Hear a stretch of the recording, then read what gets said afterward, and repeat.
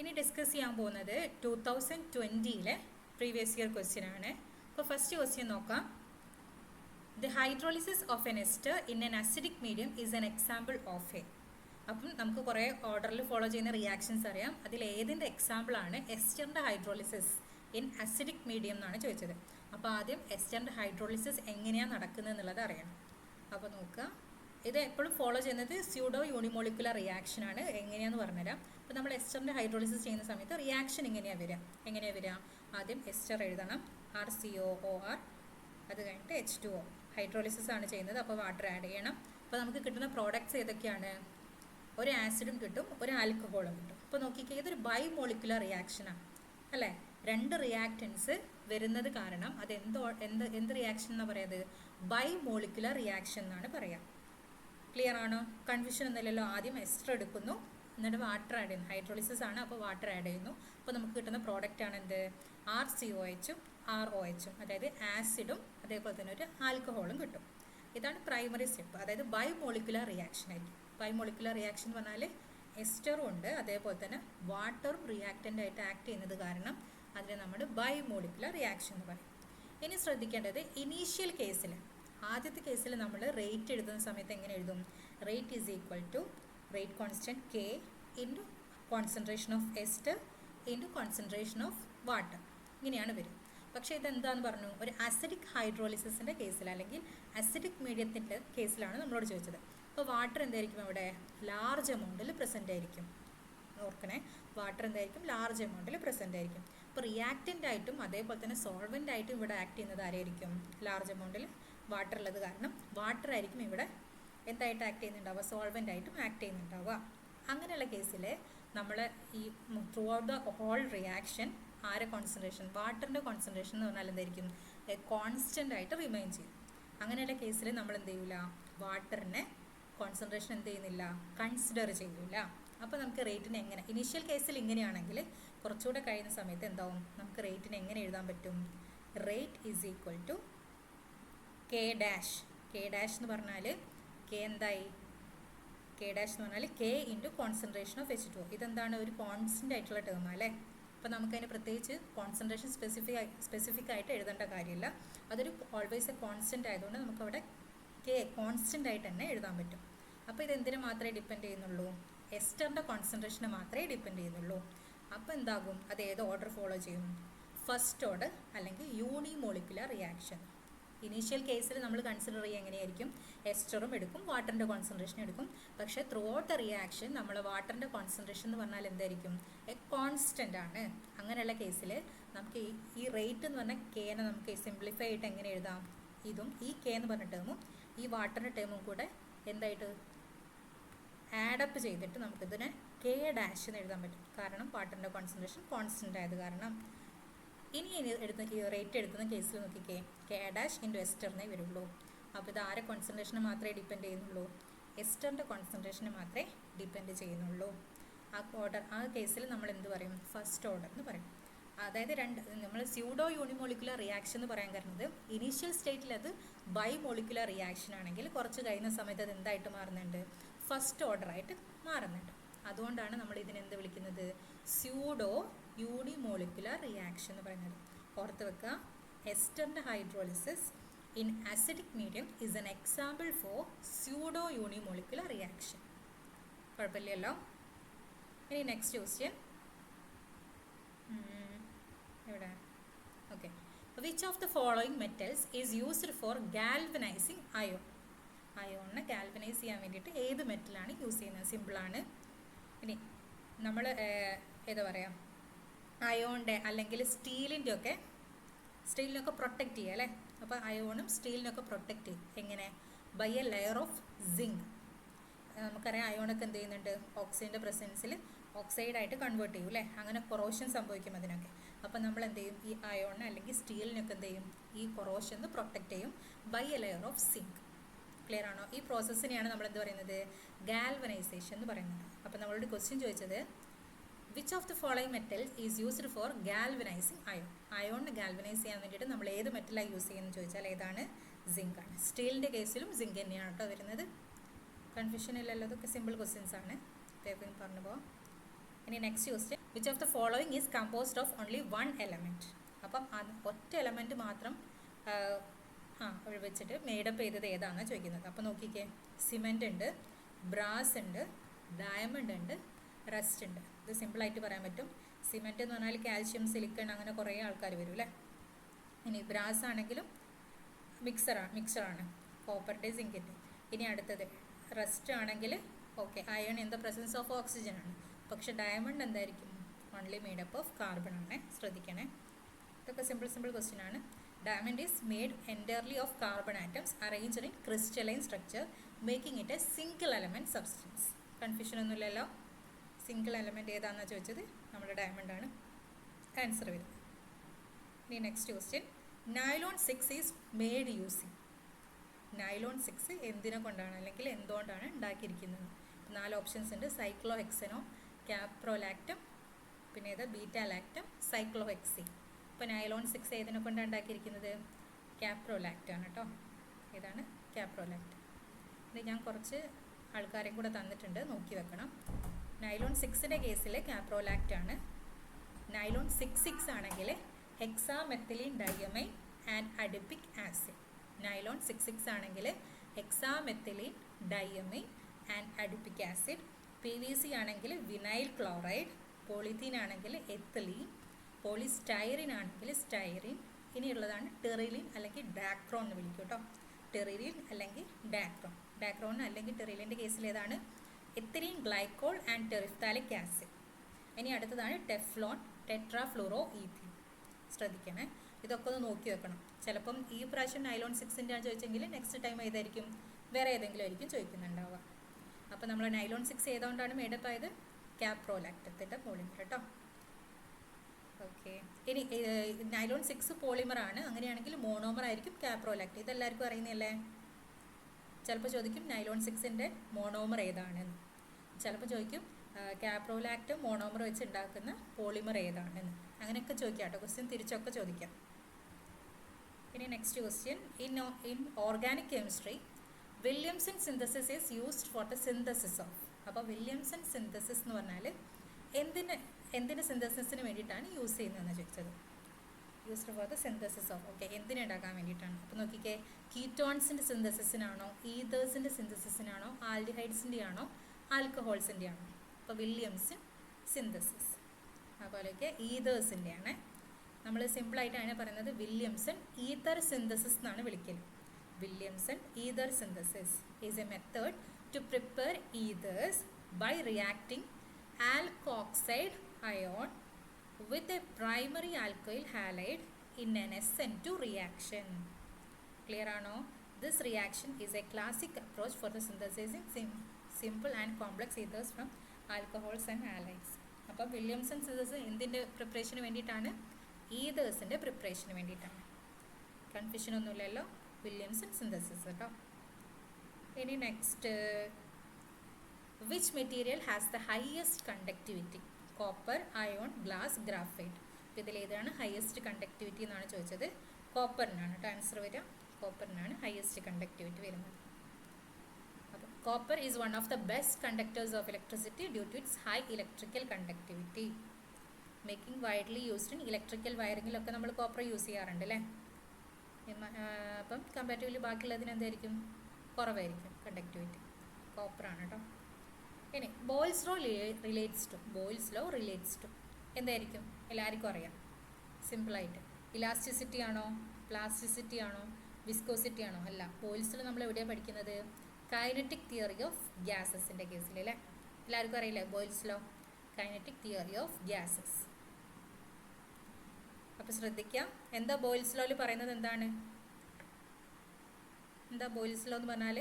PV is a constant. PV is a constant ആണെന്നല്ലേ. അങ്ങനെ പറഞ്ഞാൽ എന്താണ്? PV is a constant എന്ന് പറഞ്ഞാൽ pressure is inversely proportional to volume.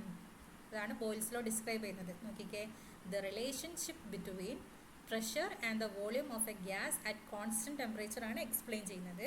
ഇനി according to Boyle's law, the pressure of a gas is inversely proportional to its volume. അതായത് ഏതെങ്കിലും ഒരു ഗ്യാസിൻ്റെ കേസിൽ അതിൻ്റെ പ്രഷർ കൂടുകയാണെന്നുണ്ടെങ്കിൽ അതിൻ്റെ വോളിയം ഓട്ടോമാറ്റിക്കലി എന്താവുന്നുണ്ടാവും, ഡിക്രീസ് ചെയ്യുന്നുണ്ടാവും. ക്ലിയർ ആണോ? ബോയ്ലിസിൽ നമ്മളിപ്പോൾ ഏത് കേസിലാണ്? കൈനറ്റിക് തിയറി ഓഫ് ഗ്യാസസിൻ്റെ കേസിലാണ് പഠിക്കുന്നത്. എന്താണ് പഠിക്കുന്നത് വെച്ചാൽ P V is a constant. P V is a constant എന്ന് പറഞ്ഞാൽ എന്താണ്? ആസ് പ്രഷർ ഇൻക്രീസസ് വോളിയം എന്ത് ചെയ്യും? ഡിക്രീസ് ചെയ്യും. അതായത് രണ്ടുപേരും പിയും അതേപോലെ തന്നെ വിയും എന്താണ്? Inversely proportional to each. Clear ആണോ? കൺഫ്യൂഷൻ ഒന്നുമില്ലല്ലോ? ചോദിക്കും കേട്ടോ.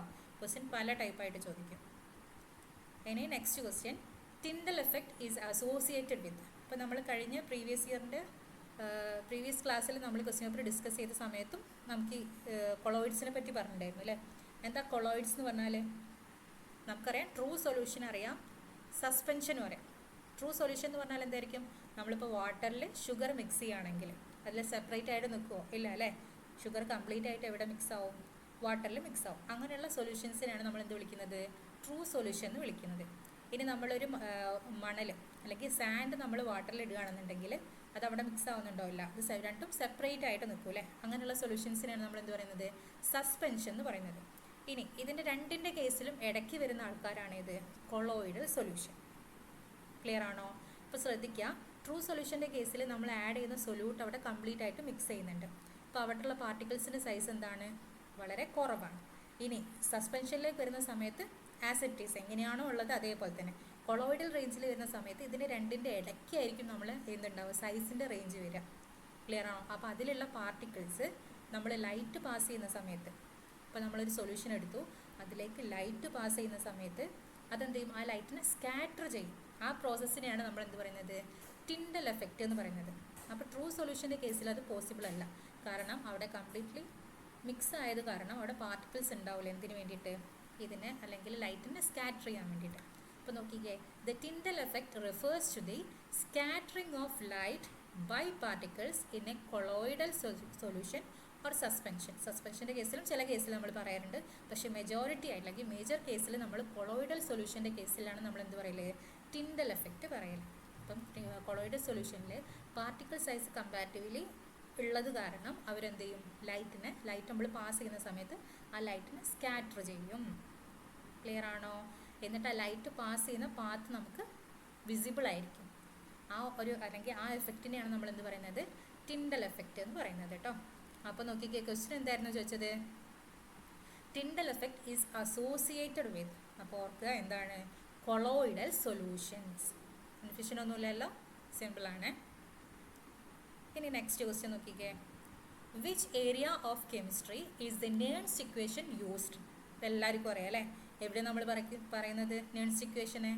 ഇലക്ട്രോ കെമിസ്ട്രിയിൽ അല്ലേ? ഇലക്ട്രോ കെമിസ്ട്രിയിലാണ് നമ്മൾ നേൺസ്റ്റ് ഇക്വേഷൻ പഠിക്കുന്നത്. ഇതിലൊന്നും എക്സ്ട്രാ റീഡിങ്ങിൻ്റെ കാര്യമല്ല കേട്ടോ. നേരെ പോവാം. നേൺസ്റ്റ് ഇക്വേഷൻ എന്ന് കണ്ടാൽ എവിടെയാണ്? Electrochemistry. ഇനി next, okay, mercury is used in thermometers because. നമുക്കറിയാം തെർമോമീറ്ററിൽ എന്താ യൂസ് ചെയ്യുന്നത്? മെർക്കുറിയാണ്. പക്ഷേ അതിൻ്റെ എന്താ റീസൺ എന്നാണ് ചോദിക്കുന്നത്. First option, it has a high coefficient of expansion, it wets glass, it has a high specific heat, it has a low conductivity എന്ന് പറഞ്ഞത്. അപ്പോൾ ഫസ്റ്റ് ഓപ്ഷനാണ് ആൻസർ വരിക. എന്താണ്? It has a high coefficient of expansion. എന്താ reason നോക്കിക്കേ.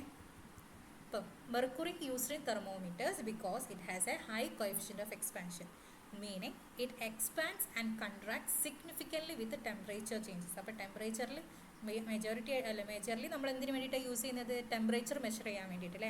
അപ്പോൾ ടെമ്പറേച്ചറിൽ എന്ത് ചേഞ്ച് ഉണ്ടാവുമോ അതിനനുസരിച്ച് അത് എന്ത് ചെയ്യും? എക്സ്പാൻഡ് ചെയ്യുകയും അതേപോലെ തന്നെ കൺട്രാക്ട് ചെയ്യുകയും ചെയ്യും. ആ ഒരു പ്രോപ്പർട്ടി വെച്ചിട്ടാണ് നമ്മൾ മെർക്കുറി യൂസ് ചെയ്യുന്നത്. അപ്പോൾ നോക്കിക്കേ, എന്താണോ ടെമ്പറേച്ചറിൽ ചേഞ്ച് വരുന്നത് വെച്ചാൽ ആ തെർമോമീറ്ററിൽ എന്ത് കാണിക്കും? അത് ഒന്നെങ്കിൽ നോട്ടബിൾ ആയിട്ടുള്ള റൈസ് ഉണ്ടാവും അല്ലെങ്കിൽ നോട്ടബിൾ ആയിട്ടുള്ള ഫോൾ ഉണ്ടാവും കേട്ടോ. ശ്രദ്ധിക്കുക, എന്തായിരിക്കും? ഹൈ കോഎഫിഷ്യൻ്റ് ഓഫ് എക്സ്പാൻഷൻ ആണ് റീസൺ കേട്ടോ. തെർമോമീറ്ററിൽ മെർക്കുറി യൂസ് ചെയ്യാനുള്ള റീസൺ എന്താണ്? High coefficient of expansion. അതായത് ടെമ്പറേച്ചർ ചേഞ്ച് ചെയ്യുന്ന സമയത്ത് ഒന്നെങ്കിൽ ഇൻക്രീസ് ആവാം അല്ലെങ്കിൽ ഡിക്രീസ് ആവാം. ആ സമയത്ത് എന്ത് ചെയ്യും? ഈ തെർമോമീറ്ററിലുള്ള മെർക്കുറി എന്ത് ചെയ്യും? ഒന്നെങ്കിൽ റൈസ് ചെയ്യും അല്ലെങ്കിൽ ഫോൾ ചെയ്യും. കുഴപ്പമൊന്നുമില്ലല്ലോ. ഇനി next question, the reaction which occurs when two molecules of acetaldehyde react in the presence of aqueous NaOH is called. അപ്പോൾ എന്താ പറഞ്ഞത്? രണ്ട് മോളിക്യൂൾസ് ഓഫ് അസറ്റാൽഡിഹൈഡ് ഉണ്ട്. അവർ ആരുമായിട്ടാണ് റിയാക്ട് ചെയ്യുന്നത്? In the presence of aqueous NaOHൻ്റെ പ്രസൻസിൽ എന്താ സംഭവിക്കുന്നത്, അല്ലെങ്കിൽ എന്താണ് ആ റിയാക്ഷനെ വിളിക്കുന്ന പേരെന്താണെന്നാണ് ചോദിച്ചത്. ഓക്കെ, ഏതായിരിക്കും? പെർക്കിൻ തന്നിട്ടുണ്ട്, ആൽഡോൾ കണ്ടൻസേഷൻ, ക്യാനിസാരോ, റിഫോമാറ്റ്സ്കെ. നോക്കിക്കേ, വെൻ 2 molecules ഓഫ് അസറ്റാൽഡിഹൈഡ്. അപ്പോൾ ഏതാ എടുക്കുക? എത്തനാൾ എടുത്തോ. React in the presence of sodium hydroxide എടുത്തു. അപ്പോൾ ഇവിടെ എന്താ സംഭവിക്കുന്നത്? ആൽഡോൾ കണ്ടൻസേഷനാണ് സംഭവിക്കുന്നത്. മനസ്സിലായോ? എന്താണ് ആൽഡോൾ കണ്ടൻസേഷൻ? ശ്രദ്ധിക്കുക, റിയാക്ഷൻ്റെ സമയത്ത് ദ ആൽഡിഹൈഡ് മോളിക്യൂൾസ്, ആൽഡിഹൈഡ് ആയിട്ടുള്ള മോളിക്യൂൾസ് എന്ത് ചെയ്യും? Undergo nucleophilic addition, nucleophilic addition to form a beta hydroxy aldehyde അല്ലെങ്കിൽ കീറ്റോൺ ആയിട്ട് മാറും.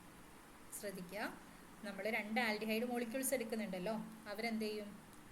ആൽഡിഹൈഡ് മോളിക്യൂൾസ് ന്യൂക്ലിയോഫിലിക് അഡീഷനിലേക്ക് പോകും, അല്ലെങ്കിൽ അത് അണ്ടർഗോ ചെയ്യും. എന്നിട്ട് ബീറ്റ ഹൈഡ്രോക്സി ആൽഡിഹൈഡ് അല്ലെങ്കിൽ കീറ്റോൺ ഫോം ചെയ്യും. എന്നിട്ട് അവിടെ ഡീഹൈഡ്രേഷൻ സംഭവിച്ചിട്ട് അവിടെ എന്തുണ്ടാവും? Alpha beta unsaturated carbonyl compound ഉണ്ടാവും. ഇത് ഫുള്ളായിട്ട് എക്സ്പ്ലെയിൻ ചെയ്യാനുള്ള സമയമല്ല, ജസ്റ്റ് അറിഞ്ഞിരിക്കുക എന്താണെന്നുള്ളത്. നമ്മുടെ അടുത്ത് എന്താ ഉള്ളത്? അസറ്റാൽഡിഹൈഡിൻ്റെ 2 മോളിക്യൂൾസ് ഉണ്ട്, NaOH ഉണ്ട്. അപ്പോൾ എന്താ സംഭവിക്കുക വെച്ചാൽ ഈ അസറ്റാൽഡിഹൈഡ് മോളിക്യൂൾസ് തമ്മിൽ എന്ത് ചെയ്യും? ന്യൂക്ലിയോഫിലിക് അഡീഷൻ നടക്കും. ക്ലിയർ ആണോ? അസറ്റാൽഡിഹൈഡ് മോളിക്യൂൾസ് തമ്മിൽ എന്ത് ചെയ്യും? ന്യൂക്ലിയോഫിലിക് അഡീഷൻ നടന്നിട്ട് ബീറ്റ ഹൈഡ്രോക്സി ആൽഡിഹൈഡ് ആയിട്ടുണ്ടാവും, ആൽഡിഹൈഡ് അല്ലെങ്കിൽ കീറ്റോൺ ഉണ്ടാവും. എന്നിട്ട് ഇവിടെ ഡീഹൈഡ്രേഷൻ സംഭവിക്കും. എന്നിട്ട് അത് എന്തായിട്ട് മാറും? Alpha beta unsaturated carbonyl compound ആവും. ഓക്കെ ആണോ? ഈ റിയാക്ഷനെ വിളിക്കുന്ന പേര് ആൽഡോൾ കണ്ടൻസേഷൻ. എന്താണ് ആൽഡോൾ കണ്ടൻസേഷൻ? എന്താണ് നടക്കുന്നതെന്ന് ചോദിച്ചാൽ ഇതാണ് എക്സ്പ്ലെയിൻ ചെയ്യേണ്ടത് കേട്ടോ. ആൽഡോൾ കണ്ടൻസേഷൻ എന്താ ഏത് പ്രൊഡക്റ്റ് ഉണ്ടാവുന്നതെന്ന് ചോദിച്ചാൽ alpha beta unsaturated carbonyl compound, alpha beta unsaturated carbonyl compound. ഇനി next question, the molarity of the solution prepared by dissolving 8 gram of NaOH in 250 milliliter of water will be. അതായത് molarity ആണ് കാണേണ്ടത്. നമുക്ക് എന്ത് തന്നിട്ടുണ്ട്?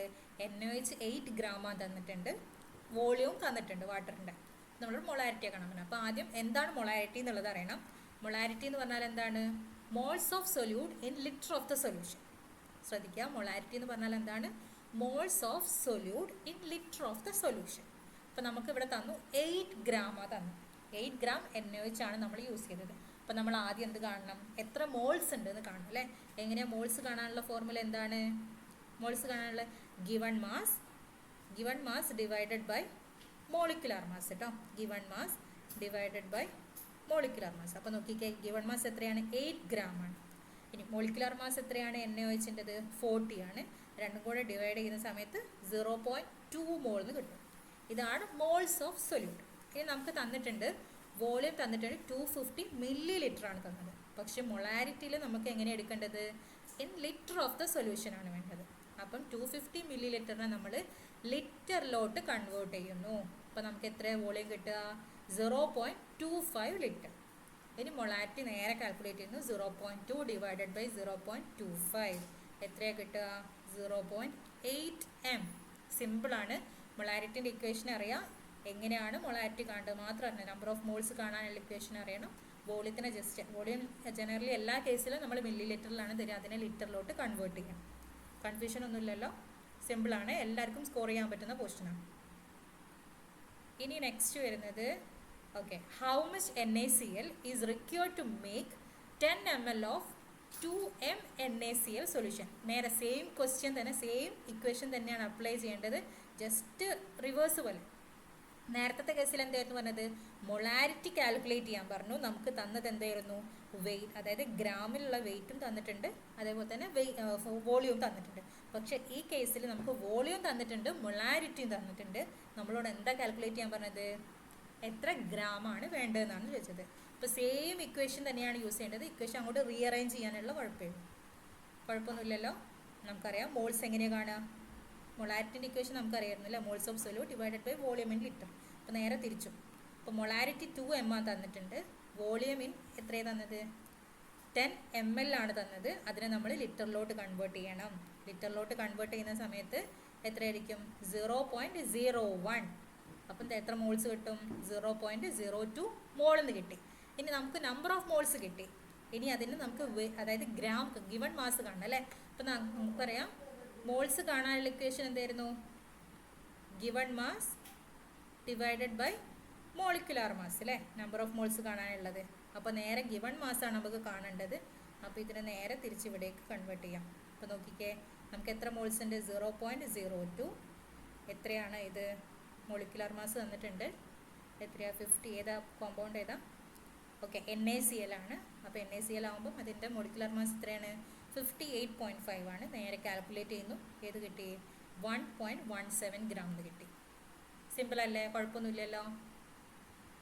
ഇനി next question, which of the following is N antibiotic? ഇത് ചിലപ്പോൾ ബയോളജിയിൽ വരുന്ന ക്വസ്റ്റ്യൻ ആയിരിക്കും, ഞാൻ ജസ്റ്റ് കണ്ടപ്പെടുത്താണ്. ഏതാണ് ആൻറ്റിബയോട്ടിക് എന്നാണ് ചോദിച്ചത്. അപ്പോൾ നോക്കിക്ക് ഏതായിരിക്കും വരിക? ആൻറ്റിബയോട്ടിക് ക്ലോറാംഫെനിക്കോൾ ആണ് കേട്ടോ, ക്ലോറാംഫെനിക്കോൾ.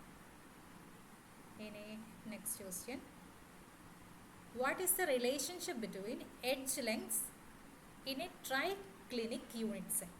അപ്പോൾ ഓക്കെ, ട്രൈക്ലിനിക് യൂണിറ്റ് സെല്ലിലെ എഡ്ജിൻ്റെ ലെങ്ത്തിന് നമ്മളെ റിലേഷൻഷിപ്സ് എന്താണെന്ന് ചോദിച്ചത്. അപ്പോൾ നോക്കിക്കേ, ഇതിൽ ഞാൻ ആ ചാർട്ട് ആഡ് ചെയ്തിട്ടില്ല, പക്ഷേ ശ്രദ്ധിക്കണം, ഒരു ടേബിൾ ഉണ്ട്.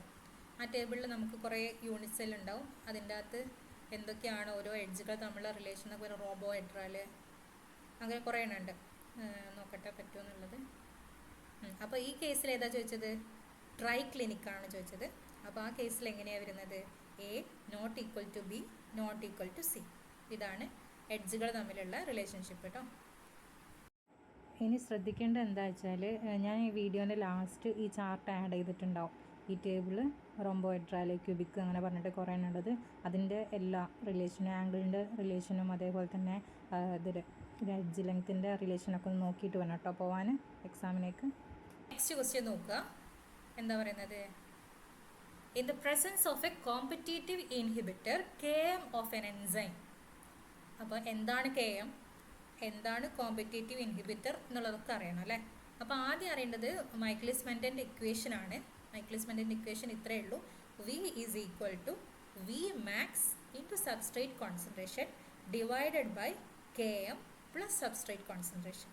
ക്ലിയർ ആണോ? ഇതില്ല കേട്ടോ ഈ പാർട്ടില്ലേ, ഇവിടെ മാത്രം. ഇതാണ് മൈക്കിളിസ് മെന്റൻ്റെ ഇക്വേഷൻ. എന്താണ് പറയുന്നത്? V is equal to Vmax, Vm എന്ന് പറയുന്നത് Vmax ആണ്, into substrate concentration divided by Km plus substrate concentration. ഇനി ഈ Km എന്ന് പറഞ്ഞാൽ ഒന്നുമില്ല, ഈ Vmax ഇല്ലേ, ഈ Vmaxൻ്റെ വാല്യൂ നേരെ ഹാഫ് ആവുന്ന സമയത്തുള്ള സബ്സ്ട്രേറ്റ് കോൺസെൻട്രേഷനാണ് നമ്മൾ എന്ത് പറയുന്നത്? Km എന്ന് പറയുന്നത്. Km എന്ന് പറഞ്ഞാൽ ഒന്നുമില്ല, Vmaxൻ്റെ ഹാഫ് ആവുന്ന സമയത്ത് എത്ര സബ്സ്ട്രേറ്റ് കോൺസെൻട്രേഷൻ ഉണ്ടോ അതിനെയാണ് നമ്മൾ എന്ത് പറയുന്നത്? Km എന്ന് പറയുന്നത്. ഇനി ശ്രദ്ധിക്കാൻ, നമ്മളോട് ചോദിച്ചത് ഒരു കോമ്പറ്റേറ്റീവ് ഇൻഹിബിറ്റർ ഉണ്ട്, അങ്ങനെയുള്ള കേസിൽ Kmൻ്റെ വാല്യൂ എന്താവുമെന്നാണ് ചോദിച്ചത്. അപ്പോൾ നമുക്ക് എൻസൈം ഉണ്ടാവും, ആ എൻസൈമിന് ഒരു ആക്റ്റീവ് സൈറ്റ് ഉണ്ടാവും. ആ ആക്റ്റീവ് സൈറ്റിൽ സബ്സ്ട്രേറ്റ് വന്ന് അറ്റാച്ച് ചെയ്യുന്നു, റിയാക്ഷൻ പ്രൊസീഡ് ചെയ്യുന്നു, അങ്ങനെയാണ് പോകുന്നത്. അപ്പോൾ നമ്മളോട് പറഞ്ഞു ഒരു കോമ്പറ്റേറ്റീവ് ഇൻഹിബിറ്റർ ഉണ്ടാകുന്ന സമയത്ത് നമ്മൾ എൻസൈം അവിടെ ഉണ്ട്, അവിടേക്ക് വന്നിട്ട് സബ്സ്ട്രേറ്റിന് പകരം ആര് വന്ന് അറ്റാച്ച് ചെയ്യും? ഈ കോമ്പറ്റേറ്റീവ് ഇൻഹിബിറ്റർ വന്ന് അറ്റാച്ച് ചെയ്യും. അങ്ങനെ സബ്സ്ട്രേറ്റിന് അറ്റാച്ച് ചെയ്യാൻ പറ്റൂല. ഓക്കെ അല്ലേ? ഇനി ഇത് വായിച്ച് നോക്കുക. ഇനി ഈ ഇക്വേഷൻ അല്ലെ, സോറി, ഈ ക്വസ്റ്റ്യനിൽ Km ഇൻക്രീസ് ആണ് ചെയ്യുന്നത്. Kmൻ്റെ വാല്യൂ, അതായത് കോമ്പറ്റേറ്റീവ് ഇൻഹിബിറ്റർ വരുന്ന സമയത്ത് Kmൻ്റെ വാല്യൂ ഇൻക്രീസ് ചെയ്യുന്നു. അതിൻ്റെ റീസൺ ആണ് പറയാൻ പോകുന്നത്. കോമ്പറ്റീഷൻ, അതായത് ഈ കോമ്പറ്റീഷൻ ഉണ്ടാകുന്ന സമയത്ത് ഹയർ സബ്സ്ട്രേറ്റിൻ്റെ കോൺസെൻട്രേഷൻ വേണ്ടി വരും അല്ലേ. അപ്പോൾ നമുക്കൊരു കോമ്പറ്റേറ്ററും ഉണ്ട്, നമ്മൾ സബ്സ്ട്രേറ്റും ഇൻ ഈക്വൽ എമൗണ്ട് ആണെങ്കിൽ അവിടെ വരാനുള്ള ചാൻസ് കുറവായിരിക്കും. അപ്പോൾ നമ്മൾ സബ്സ്ട്രേറ്റിൻ്റെ കോൺസെൻട്രേഷൻ കൂടുതലുണ്ടെങ്കിൽ ആ കോമ്പറ്റേറ്ററെ അതായത് കോമ്പറ്റേറ്ററെ മാറ്റിയിട്ട് ആർക്ക് വന്ന് അറ്റാച്ച് ചെയ്യാൻ പറ്റും? സബ്സ്ട്രേറ്റിന് വന്ന് അറ്റാച്ച് ചെയ്യാൻ പറ്റും. ക്ലിയർ ആണോ? ഇപ്പോൾ ഒരു കോമ്പറ്റേറ്റീവ് ഇൻഹിബിറ്റർ ഉണ്ടെന്നുണ്ടെങ്കിൽ അതിനായിരിക്കും മോസ്റ്റ് ചാൻസ് എന്തിന് വന്ന എൻസൈമായിട്ട് അറ്റാച്ച് ചെയ്യാൻ പറ്റും. പക്ഷേ നമ്മൾ സബ്സ്ട്രേറ്റിൻ്റെ കോൺസെൻട്രേഷൻ കൂട്ടുന്ന സമയത്ത് എന്ത് ചാൻസ് വരും? ഈ സബ്സ്ട്രേറ്റ് വന്നിട്ട് എൻസൈമിൽ അറ്റാച്ച് ചെയ്യാനുള്ളത്.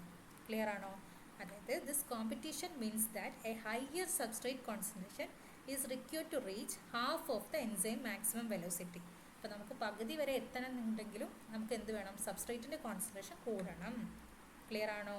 അങ്ങനെയാണെങ്കിൽ KM എന്ന് പറഞ്ഞു ഞാൻ. KM എന്ന് പറഞ്ഞാൽ എന്താണ്? വി മാക്സിൻ്റെ നേരെ ഹാഫ് ആവുന്ന സമയത്തുള്ള എന്തിൻ്റെ കോൺസെൻട്രേഷൻ? സബ്സ്ട്രേറ്റിൻ്റെ കോൺസെൻട്രേഷൻ അല്ലേ? അപ്പോൾ എന്തായിരിക്കും? ഓട്ടോമാറ്റിക്കലി KMൻ്റെ വാല്യൂ ഇൻക്രീസ് ചെയ്യും. ക്ലിയർ ആണോ? ഒന്നുമില്ല. ഇപ്പം നമുക്ക് എൻസൈം ഉണ്ട്, എൻസൈമിന് ആക്റ്റീവ് സൈറ്റ് ഉണ്ട്, അതിലേക്ക് ആര് വന്ന് അറ്റാച്ച് ചെയ്യും? സബ്സ്ട്രേറ്റ് വന്ന് അറ്റാച്ച് ചെയ്യാണ് ജനറലി നടക്കാറ്. പക്ഷേ ഒരു കോമ്പറ്റേറ്റീവ് ഇൻഹിബിറ്റർ ഉണ്ടാകുന്ന സമയത്ത് അവിടെ എന്ത് സംഭവിക്കും? ഒരു കോമ്പറ്റീഷൻ വരും. അപ്പോൾ ആ കോമ്പറ്റീഷൻ പോക്കണം എന്നുണ്ടെങ്കിൽ കൂടുതൽ സബ്സ്ട്രേറ്റിൻ്റെ കോൺസെൻട്രേഷൻ വേണ്ടി വരും അല്ലേ? അപ്പം വി മാക്സ് അല്ലെങ്കിൽ വി മാക്സിൻ്റെ പകുതി ആവുന്ന സമയത്തേക്കും അവിടെ കോൺസെൻട്രേഷൻ, സബ്സ്ട്രേറ്റ് കോൺസെൻട്രേഷൻ എന്ന് പറഞ്ഞാൽ എന്തായിരിക്കും? കൂടുതലായിരിക്കും. അങ്ങനെയാണെന്ന് പറഞ്ഞാൽ എന്താണ്? KMൻ്റെ വാല്യൂ കൂടുതലാണ്. അപ്പോൾ ഒരു കോമ്പറ്റേറ്റീവ് ഇൻഹിബിറ്റർ ഉള്ള കേസിൽ സബ്സ്ട്രേറ്റ് കോൺസെൻട്രേഷൻ എന്തായിരിക്കും? അതായത് KMൻ്റെ വാല്യൂ എന്തായിരിക്കും? കൂടുതലായിരിക്കും. അതായത് സെക്കൻഡ് ഓപ്ഷൻ ഇൻക്രീസസ്. ക്ലിയർ ആണോ? ഇനി next question, which pair of sugars are epimers എന്നാണ് ചോദിച്ചത്. അപ്പോൾ നമ്മൾ കഴിഞ്ഞതിലും പറഞ്ഞിട്ടായിരുന്നു അല്ലേ? എപ്പിമേഴ്സ് എന്താണെന്ന് ഡിസ്കസ് ചെയ്തിട്ടുണ്ടായിരുന്നു, ഓർമ്മ ഉണ്ടെന്ന് വിചാരിക്കുന്നു. അപ്പോൾ നോക്കിക്കേ, ഏത് പെയർ ഓഫ് ഷുഗേഴ്സ് ആണ് എപ്പിമേഴ്സ് എന്നാണ് ചോദിച്ചത്. അപ്പോൾ നമുക്കറിയാം എപ്പിമേഴ്സ് എന്ന് പറഞ്ഞാൽ എന്താണ്? ഏതെങ്കിലും ഒരു സ്പെസിഫിക് കാർബണിൽ കോൺഫിഗറേഷനിൽ ചേഞ്ച് വരുന്ന ആൾക്കാരെയാണ് നമ്മൾ എന്ത് പറയുന്നത്? എപ്പിമേഴ്സ് എന്ന് പറയുന്നത് അല്ലേ? ഇനി ഗ്ലൂക്കോസും ഗാലക്ടോസും തന്ന ഓപ്ഷനിൽ ഗ്ലൂക്കോസും ഗാലക്ടോസും ആണ് എന്ത് ചെയ്യുന്നത്? ഒറ്റൊരു സിംഗിൾ കാർബണിൽ കോൺഫിഗറേഷനിൽ ചേഞ്ച് വരുന്നത് കേട്ടോ. അപ്പോൾ ഓപ്ഷൻ നമ്പർ 2. ഇനി ഏത് പൊസിഷനിലാണെന്ന് ചോദിച്ചാൽ 4th കാർബണിൽ കേട്ടോ. 4th കാർബണിലെ ഓറിയൻറ്റേഷനിലാണ് ഡിഫറൻസ് വരുന്നത് രണ്ട് കേസിലും. ഇനി the average length of A CC single bond. Okay, ഇതൊക്കെ ജനറലി അറിഞ്ഞിരിക്കേണ്ട കാര്യങ്ങളാണ്. അപ്പോൾ ഇതിൻ്റെ ആൻസർ വരുന്നത് 4th ഓപ്ഷൻ 0.154 നാനോമീറ്റർ. ക്ലിയർ ആണോ? അല്ലെങ്കിൽ 154 പൈക്കോമീറ്റർ കേട്ടോ. PM പുറത്ത് വെക്കണം. ഒന്നെങ്കിൽ നാനോമീറ്ററിൻ്റെ കേസിലാണെങ്കിൽ 0.154, ഇനി പൈക്കോമീറ്ററിൻ്റെ കേസിലാണെങ്കിൽ 154. ഇതൊക്കെ ഓർത്ത് വെക്കണേ. ഇനി നെക്സ്റ്റ് ക്വസ്റ്റ്യൻ. ഓക്കെ, 2020 അത്ര ക്വസ്റ്റ്യൻസേ ഉള്ളൂ. 2021 നമ്മൾ ലാസ്റ്റ് ക്ലാസ്സിൽ ഡിസ്കസ് ചെയ്തു. ഇനി അടുത്തത് 2022 ആണ് കേട്ടോ. അപ്പോൾ ഇതിൽ ഫസ്റ്റ് വരുന്ന question, which one of the following properties is primarily responsible for spreading of oil uniformly on water. അപ്പോൾ നമ്മൾ വാട്ടറിലേക്ക് ഓയിൽ ഒഴിക്കുന്ന സമയത്ത് ഓയിൽ ഫുൾ സർഫസിലും സ്പ്രെഡ് ആവും. അതിൻ്റെ റീസൺ എന്താണ്? ആ പ്രോപ്പർട്ടിക്ക് മെയിനായിട്ടുള്ള റീസൺ എന്താണെന്ന് ചോദിച്ചാൽ ആൻസർ എന്തായിരിക്കും? സർഫസ് ടെൻഷനാണ്. കാരണം എന്താണ്? നമുക്കറിയാം വാട്ടർ നമ്മൾ അങ്ങനെ എടുക്കുന്ന സമയത്ത് സർഫസ് ടെൻഷൻ അറിയില്ല. എന്താ സർഫസ് ടെൻഷൻ എന്ന് പറഞ്ഞാൽ? ഇപ്പം നമ്മളൊരു ബീക്കറിലൊരു വാട്ടർ എടുത്തു വെച്ചോ, അപ്പോൾ സർഫസിൽ കുറേ മോളിക്യൂൾസ് ഉണ്ടാവും. ഈ സർഫസിൽ കുറേ വാട്ടർ മോളിക്യൂൾസ് ഉണ്ടാവും. ഉള്ളിലുള്ള വാട്ടർ മോളിക്യൂൾസിനെ ഒന്നിനെ കൺസിഡർ ചെയ്യുകയാണെങ്കിൽ ഇതിൻ്റെ 4 സൈഡിലും എന്താണ്? ഫോഴ്സ് ബാലൻസ്ഡ് ആണ്. 4 സൈഡിൽ നിന്നും ആൾക്കാർ വന്ന് അറ്റാച്ച്ഡ് ആണ് അല്ലേ? അപ്പോൾ ഇവിടെ പ്രത്യേകിച്ച് അവർക്ക് എന്തില്ല, ഒരു ടെൻഷനോ അല്ലെങ്കിൽ ഒന്നും ഫീൽ ചെയ്യുന്നില്ല, ഒരു സ്ട്രെസ്സും കാര്യങ്ങളൊന്നുമില്ല. 4 സൈഡിൽ നിന്നും ബാലൻസ്ഡ് ആണ്. പക്ഷേ സർഫസിലുള്ള മോളിക്യൂൾസിന് എന്തായിരിക്കും? താഴോട്ടേക്ക് മാത്രമേ ഉള്ളൂ എന്ത് വരുന്നുള്ളൂ? എന്തെങ്കിലും കണക്ഷൻ വരുന്നുള്ളൂ. മേലെ എന്തില്ല, ഫ്രീ ആയിട്ട് കിടക്കുക. അങ്ങനെയുള്ള കേസിൽ സർഫസിലുള്ള മോളിക്യൂൾസിന് എന്തുണ്ടാവും? ഒരു സ്പെഷ്യൽ പ്രോപ്പർട്ടി കാണിക്കും. അതിനെയാണ് എന്ത് പറയുന്നത്? സർഫസ് ടെൻഷൻ എന്ന് പറയുന്നത്. അപ്പോൾ നമ്മളോട് ചോദിക്കാം, നമ്മൾ ഇതിലേക്ക് ഓയിൽ ആഡ് ചെയ്യുന്ന സമയത്ത് ഇതെന്ത് ചെയ്യും? കംപ്ലീറ്റ് ആയിട്ട് ഇങ്ങനെ സ്പ്രെഡ് ആവും. അതിൻ്റെ റീസൺ എന്താണെന്ന് ചോദിച്ചാൽ അവിടെ ഓയിൽ വരുന്ന സമയത്ത് വാട്ടറിനെ വെച്ച് നോക്കുന്ന സമയത്ത് അവിടെ സർഫസ് ടെൻഷൻ കൂടുതലായിരിക്കും. പക്ഷേ ഓയിൽ വന്ന് അറ്റാക്ക് ചെയ്യുക അല്ലെങ്കിൽ ഓയിൽ വന്ന് സ്പ്രെഡ് ആവുന്ന സമയത്ത് അവിടെ സർഫസ് ടെൻഷൻ എന്താ ചെയ്യുന്നത്? കുറയും. അപ്പോൾ ഏതൊരു സിസ്റ്റം എന്തിനു വേണ്ടിയിട്ടാണ് ശ്രമിക്കുക? അതിൻ്റെ സർഫസ് ടെൻഷൻ മിനിമൈസ് ചെയ്യാൻ വേണ്ടിയിട്ടാണ് ശ്രമിക്കുക. അപ്പോൾ ഓയിൽ ആഡ് ചെയ്യുന്ന സമയത്ത് അത് ഓട്ടോമാറ്റിക്കലി യൂണിഫോം ആയിട്ട് സ്പ്രെഡ് ചെയ്യാനുള്ള റീസൺ എന്താണ്? അവിടെയുള്ള സർഫസ് ടെൻഷൻ കുറയ്ക്കുക എന്നുള്ള റീസണാണ്. Oil spreads uniformly on water because its surface tension is lower than water's, minimizing the energy at the water-oil interface. ഒന്നുമല്ല, ഓയിലിന് സർഫസ് ടെൻഷൻ കുറവായത് കാരണം യൂണിഫോം ആയിട്ട് സ്പ്രെഡ് ആവുന്നത് ആസ് കമ്പയർഡ് ടു വാട്ടർ. ഇനി next question, What will happen when the pressure is doubled in an isothermal process for a closed system containing fixed amount of an ideal gas? അപ്പോൾ നമ്മളോട് പറഞ്ഞു isothermal പ്രോസസ്സാണ്. Isothermal process എന്ന് പറഞ്ഞാൽ temperature എന്തായിരിക്കും? Constant ആണ്. Temperature എന്താണ്? Constant ആണ്. ഇനിയുള്ളത് ദ പ്രഷർ ഈസ് ഡബിൾഡ്. ഓട്ടോമാറ്റിക്കും വേഗം വരേണ്ടതാണ് എന്താ? P V. P V is a constant. Boyle's law അറിയില്ല എല്ലാവർക്കും. P V is a constant. എന്താ പറഞ്ഞത്? പി ഇൻക്രീസ് ആവുന്ന സമയത്ത് വോളിയം എന്ത് ചെയ്യണം? ഡിക്രീസ് ചെയ്യണം. അതായത് പ്രഷറും വോളിയം എന്താണ്? ഇൻവേഴ്സ്ലി പ്രൊപ്പോർഷണൽ ആണ്. അപ്പോൾ നമ്മളോട് പറഞ്ഞു the pressure is doubled. Pressure double ആക്കി. അങ്ങനെയാണെങ്കിൽ വോളിയം എന്ത് ചെയ്യണം? Will have. വോളിയം കുറയണം. ഇതൊക്കെ സിമ്പിളാണ്. പ്രഷർ കൂടുന്ന സമയത്ത് പ്രഷർ ഡബിൾ ആക്കി എന്നാണ് പറഞ്ഞത്. അതായത് അപ്പോൾ വോളിയം എന്ത് ചെയ്യണം? ഹാഫ് ആവണം. കൺഫ്യൂഷൻ ഒന്നുമില്ലല്ലോ. സിമ്പിളാണ്. നേരെ ബോയിൽസ് ലോ ആണ് ആപ്ലിക്കേഷൻ വരുന്നത്. ബോയിൽസിൻ്റെ ആപ്ലിക്കേഷൻ അതൊക്കെ. ഇനി next question. Energy of photon of wavelength 410 nanometer is equal to the band gap between valence and conduction band of a semiconductor. What is the minimum energy required to create an electron hole pair? ഇത്രയും വലിയ question കാണുന്ന സമയത്ത് നമ്മൾ വിചാരിക്കും എന്താ, അയ്യോ എന്തോ ഒരു ബുദ്ധിമുട്ടാണ്. അതാണ് പറയുന്നത്, ഇങ്ങനത്തെ ഒരു പ്രോബ്ലമാറ്റിക് ആയിട്ടുള്ള ക്വസ്റ്റ്യൻസ് കിട്ടുന്ന സമയത്ത് നമുക്ക് തന്ന വാല്യൂസ് അവിടെ എടുത്തെഴുതാം. ആദ്യം നമുക്ക് എന്താ തന്നത്? വേവ് ലെങ്ത് തന്നിട്ടുണ്ട് അല്ലേ. അപ്പോൾ ലാംഡ ഈസ് ഈക്വൽ ടു എത്രയാണ്? 410. ഇനി അടുത്തത് എന്താ തന്നത്? പ്ലാങ്ക്സ് കോൺസ്റ്റന്റ് തന്നിട്ടുണ്ട്. എച്ചിൻ്റെ വാല്യൂ തന്നിട്ടുണ്ട്. ഇനി നമുക്ക് എന്താ അറിയാം? എനർജി കാണാനുള്ള ഇക്വേഷൻ അറിയില്ല എല്ലാവർക്കും. എന്താ എനർജി കാണാനുള്ള ഇക്വേഷൻ? ഇ ഈക്വൽ ടു എന്താ? E equal to H nu അല്ലേ. എച്ച് ന്യൂ എന്ന് പറഞ്ഞാൽ എന്താ? H C by lambda. എല്ലാ വാല്യൂസും തന്നിട്ടില്ലേ? വെറുതെ കൺഫ്യൂസ് ചെയ്യാൻ വേണ്ടിയിട്ടാണ് കുറേ ടേംസ് ഒക്കെ തന്നിരുന്നത്. പക്ഷെ ഒന്നുമില്ല, നമുക്ക് തന്ന വാല്യൂസ് അറിയാം. എന്തൊക്കെയാണ് തന്നതെന്ന് വെച്ച് നോക്കിയാൽ സിമ്പിളായിട്ട് ഇക്വേഷൻ പുട്ട് ചെയ്താൽ നമുക്ക് കിട്ടും. നോക്കിക്കേ, E is equal to H C by lambda. എച്ചിൻ്റെ വാല്യൂ തന്നിട്ടുണ്ട്, സീൻ്റെ വാല്യൂ അറിയാം, ലാംഡയും തന്നിട്ടുണ്ട്. നേരെ സബ്സ്റ്റിറ്റ്യൂട്ട് ചെയ്യാം. ആൻസർ എത്ര കിട്ടും? 0.3 ഇലക്ട്രോൺ വോൾട്ട്. ഓക്കെ ആണോ? ഇനി കാൽക്കുലേറ്റ് ചെയ്യുന്ന സമയത്ത് എല്ലാം എന്തിലേക്ക് ശ്രദ്ധിക്കുക? നോക്കുക, എല്ലാം ഒരേ യൂണിറ്റിലേക്ക് കൺവേർട്ട് ചെയ്യണം കേട്ടോ. അപ്പോൾ നോക്കിക്കേ, ഇവിടെ ഇ വി എസ് എന്നാണ്, ഇവിടെ മീറ്റർ എസ് എന്നാണ്, മീറ്റർ പെർ സെക്കൻഡ് എന്നാണ്, ഇവിടെ നാനോമീറ്റർ എന്നാണ്. അപ്പോൾ ഈ നാനോമീറ്റർ എന്ത് ചെയ്യണം? മീറ്ററിലേക്ക് കൺവേർട്ട് ചെയ്യണം. ഇവിടെ ഓൾറെഡി സെക്കൻഡ് ഉണ്ട്. ഓക്കെ, എല്ലാ യൂണിറ്റുകളും ഒരുപോലെ വരണം കേട്ടോ. എന്തെങ്കിലും കൺവേർഷൻ ഉണ്ടെങ്കിൽ അത് ചെയ്യണം. എന്നിട്ട് മാത്രമേ ഫൈനലായിട്ട് കാൽക്കുലേറ്റ് ചെയ്യാൻ പറ്റുള്ളൂ. സിമ്പിളാണ്, ഒന്നുമില്ല. തന്ന വാല്യൂസ് ആദ്യം എഴുതുക, എന്നിട്ട് നോക്കുക ഏതെങ്കിലും ഇക്വേഷൻ അറിയുന്നുണ്ടോ എന്നുള്ളത് കേട്ടോ. ഓക്കെ, ഇനി next question. The correct order of increasing acidic behaviour of the following compound. Okay, ഇതിലൊരു ട്രിപ്പിൾ ബോണ്ടാണ് കേട്ടോ ഉദ്ദേശിക്കുന്നത്. ഒരു ട്രിപ്പിൾ ബോണ്ടാണ്, ടൈപ്പ് ചെയ്ത മിസ്റ്റേക്കാണ്. ഓക്കെ, നമുക്ക് തന്നത് ഏതൊക്കെയാണ്? ഒരു സിംഗിൾ ബോണ്ട് തന്നിട്ടുണ്ട്, ഒരു ഡബിൾ ബോണ്ട് തന്നിട്ടുണ്ട്, ഒരു ട്രിപ്പിൾ ബോണ്ട് തന്നിട്ടുണ്ട്. അപ്പോൾ ഈ ഡബിൾ ബോണ്ട് അല്ലെങ്കിൽ മൾട്ടിപ്പിൾ ബോണ്ട് വരുന്ന സമയത്ത് അവിടെ എന്താ സംഭവിക്കുക? ഇലക്ട്രോനെഗറ്റിവിറ്റി കൂടുകയാണ് ചെയ്യുക.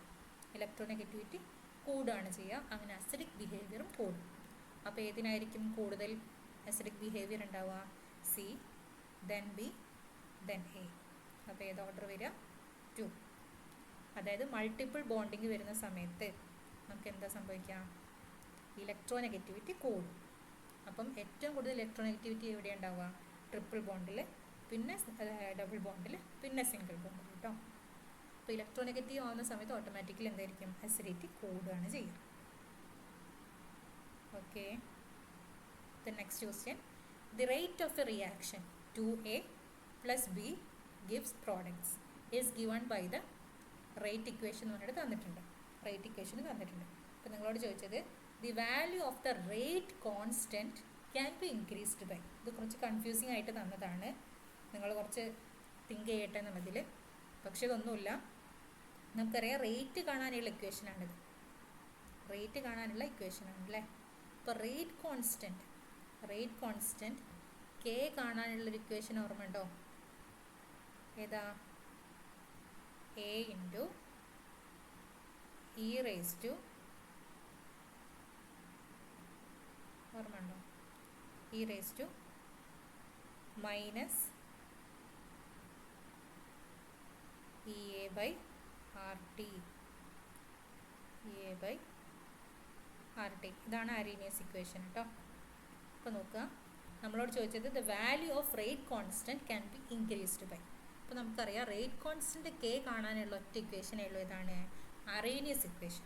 A into e raise to minus EA by RT. ഇപ്പോൾ നോക്കിക്കേ, നമ്മളിപ്പോൾ കോൺസെൻട്രേഷൻ ഓഫ് എ കൂട്ടിയാലോ കോൺസെൻട്രേഷൻ ഓഫ് ബി കൂട്ടിയാലോ അല്ലെങ്കിൽ concentration of both A and B കൂട്ടിയാലോ ഒന്നും എന്ത് ചെയ്യില്ല, റേറ്റ് കോൺസ്റ്റൻറ്റിന് പ്രത്യേകിച്ച് ചേഞ്ച് ഒന്നും വരില്ല.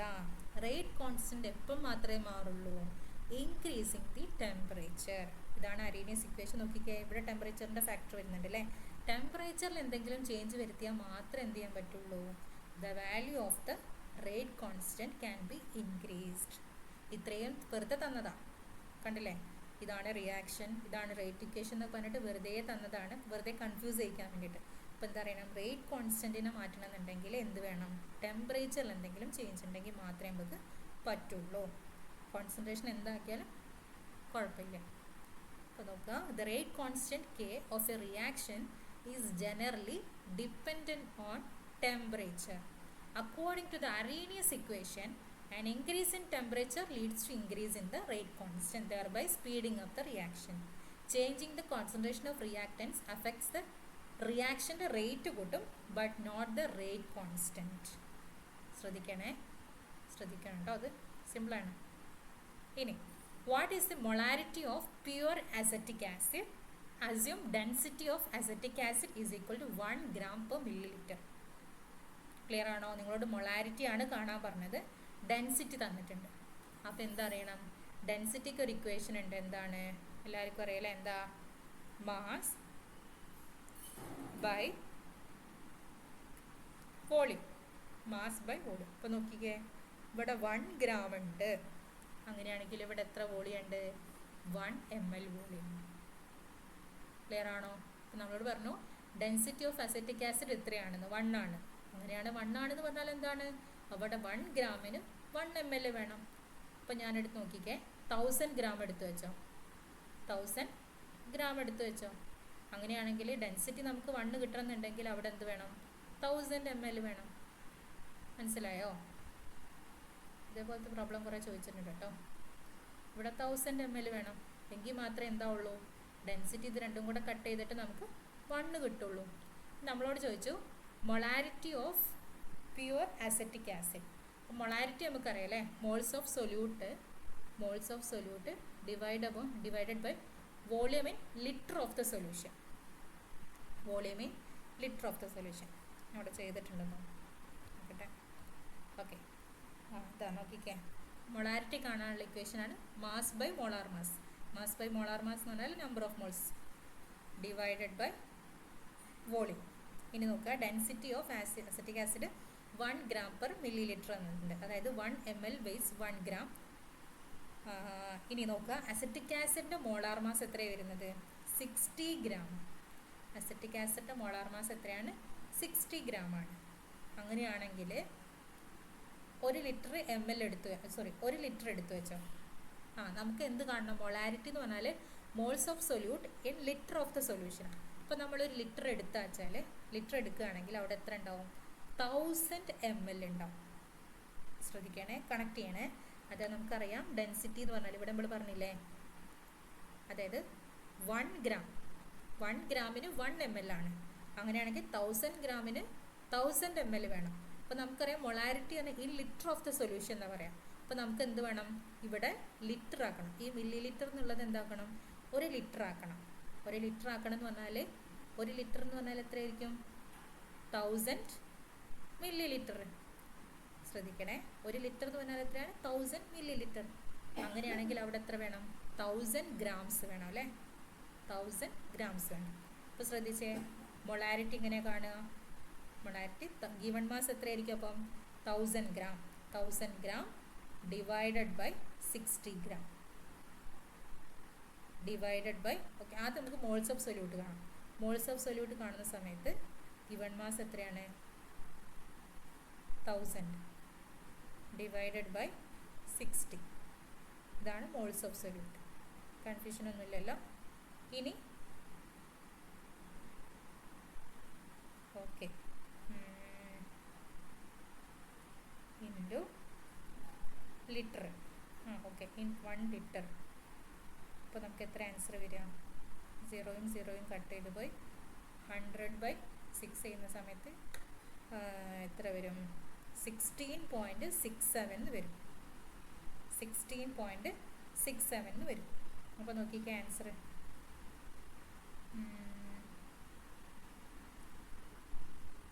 ഇത് ചെറിയൊരു കൺഫ്യൂഷൻ ഉണ്ട്, നോക്കട്ടെ കേട്ടോ. ഇതാണ് ആൻസർ വരേണ്ടത്. പിന്നെ ഞാൻ അതിന് 55.5 എഴുതിയെന്ന് മനസ്സിലായില്ല. ഇതിക്ക് തോന്നുന്ന ടൈപ്പിംഗ് മിസ്റ്റേക്ക് ആയിരുന്നു. നമ്മൾ ആൻസർ വരേണ്ടത് 16.67 ആട്ടോ. അപ്പോൾ എല്ലാവരും മാർക്ക് ചെയ്യുക 16.67. Which one of the following represents the correct electronic orbital configuration of phosphorus? അപ്പോൾ നോക്കിക്കേ, ഫോസ്ഫറസിൻ്റെ കറക്റ്റ് ഓർബിറ്റൽ ഇലക്ട്രോണിക് കോൺഫിഗറേഷൻ കാണിക്കുന്നത് ആരാണെന്നാണ് ചോദിച്ചത്. അപ്പോൾ അറിയാം, ആദ്യം ഫോസ്ഫറസിൻ്റെ ജനറലായിട്ട് അറിയണം. എത്രയാണ് ഫോസ്ഫറസിൻ്റെത് വരിക? 1s2 2s2. നൈട്രജൻ്റെ ഫാമിലിയാണ് വരിക. 1s2 2s2 2p6 3s2 3p3. അപ്പോൾ നമ്മളോട് 3+ ആണെന്ന് പറഞ്ഞു അല്ലേ. 3+ എന്ന് പറഞ്ഞാൽ എന്തായിരിക്കും? 3 ഇലക്ട്രോൺസ് പോയിട്ടുണ്ടാവും. അങ്ങനെയാണെങ്കിൽ ഈ 3pയിലുള്ള 3 ഇലക്ട്രോൺസ് പോയിട്ടുണ്ടാവും. ബാക്കി എത്ര ഉണ്ടാവുക? 1s2 2s2 2p6 3s2. Option number 1 കേട്ടോ. ഇതൊക്കെ സിമ്പിളാണ്. ഇനി next question. The boiling points of 4 liquids are shown below. 4 ആൾക്കാരെ ബോയിലിംഗ് പോയിൻറ്റ്സ് തന്നിട്ടുണ്ട്. Which liquid has the highest vapour pressure at 25 degree Celsius? അപ്പോൾ തന്ന കോമ്പൗണ്ടുകളിൽ, തന്ന ലിക്വിഡ്സുകളിൽ ആർക്കായിരിക്കും 25 ഡിഗ്രിയിൽ ഏറ്റവും ഹയസ്റ്റ് വേപ്പർ പ്രഷർ ഉണ്ടാവുകയാണുള്ളത്. അപ്പോൾ എന്താ വേപ്പർ പ്രഷർ എന്ന് പറഞ്ഞാൽ? എന്തായിരിക്കും വേപ്പർ പ്രഷർ എന്ന് പറഞ്ഞാൽ? ഇപ്പം നമ്മൾ ഏതെങ്കിലും ഒരു ബീക്കറിലോ നമ്മളൊരു ലിക്വിഡ് എടുത്തു. ഇതിനെ നമ്മൾ ബോയിൽ ചെയ്യാൻ തുടങ്ങി. ഇതിൻ്റെ ബോയിലിംഗ് പോയിൻ്റ് എത്തിക്കഴിഞ്ഞാൽ, ഈ ലിക്വിഡിൻ്റെ കറസ്പോണ്ടിങ് ആയിട്ടുള്ള ബോയിലിംഗ് പോയിൻ്റ് എത്തിക്കഴിഞ്ഞാൽ ഈ മോളിക്യൂൾസ് ഒക്കെ എങ്ങോട്ടേക്ക് കൺവേർട്ട് ചെയ്യും? വേപ്പറായിട്ട് കൺവേർട്ട് ചെയ്യും. അങ്ങനെ ആ വേപ്പറുകൾ വന്നിട്ട് ഇവിടെ അറ്റാക്ക് ചെയ്യും? ഈ ലിക്വിഡിൻ്റെ സർഫസിൽ വന്ന് ഒരു പ്രഷർ ക്രിയേറ്റ് ചെയ്യും. ഓക്കെ ആണോ? ഏത് ലിക്വിഡാണോ എടുത്തത് അതിൻ്റെ കറസ്പോണ്ടിങ് ആയിട്ടുള്ള ബോയിലിംഗ് പോയിൻ്റ് എത്തിക്കഴിഞ്ഞാൽ ഇതിലുള്ള മോളിക്യൂൾസൊക്കെ എങ്ങോട്ടേക്ക് കൺവേർട്ട് ചെയ്യും? വേപ്പേഴ്സായിട്ട് കൺവേർട്ട് ചെയ്തിട്ട് ഇതിൻ്റെ സർഫസിൽ ഒരു പ്രഷർ ക്രിയേറ്റ് ചെയ്യും. അതിനാണ് നമ്മൾ പറയുന്നത്? വേപ്പർ പ്രഷർ എന്ന് പറയുന്നത്.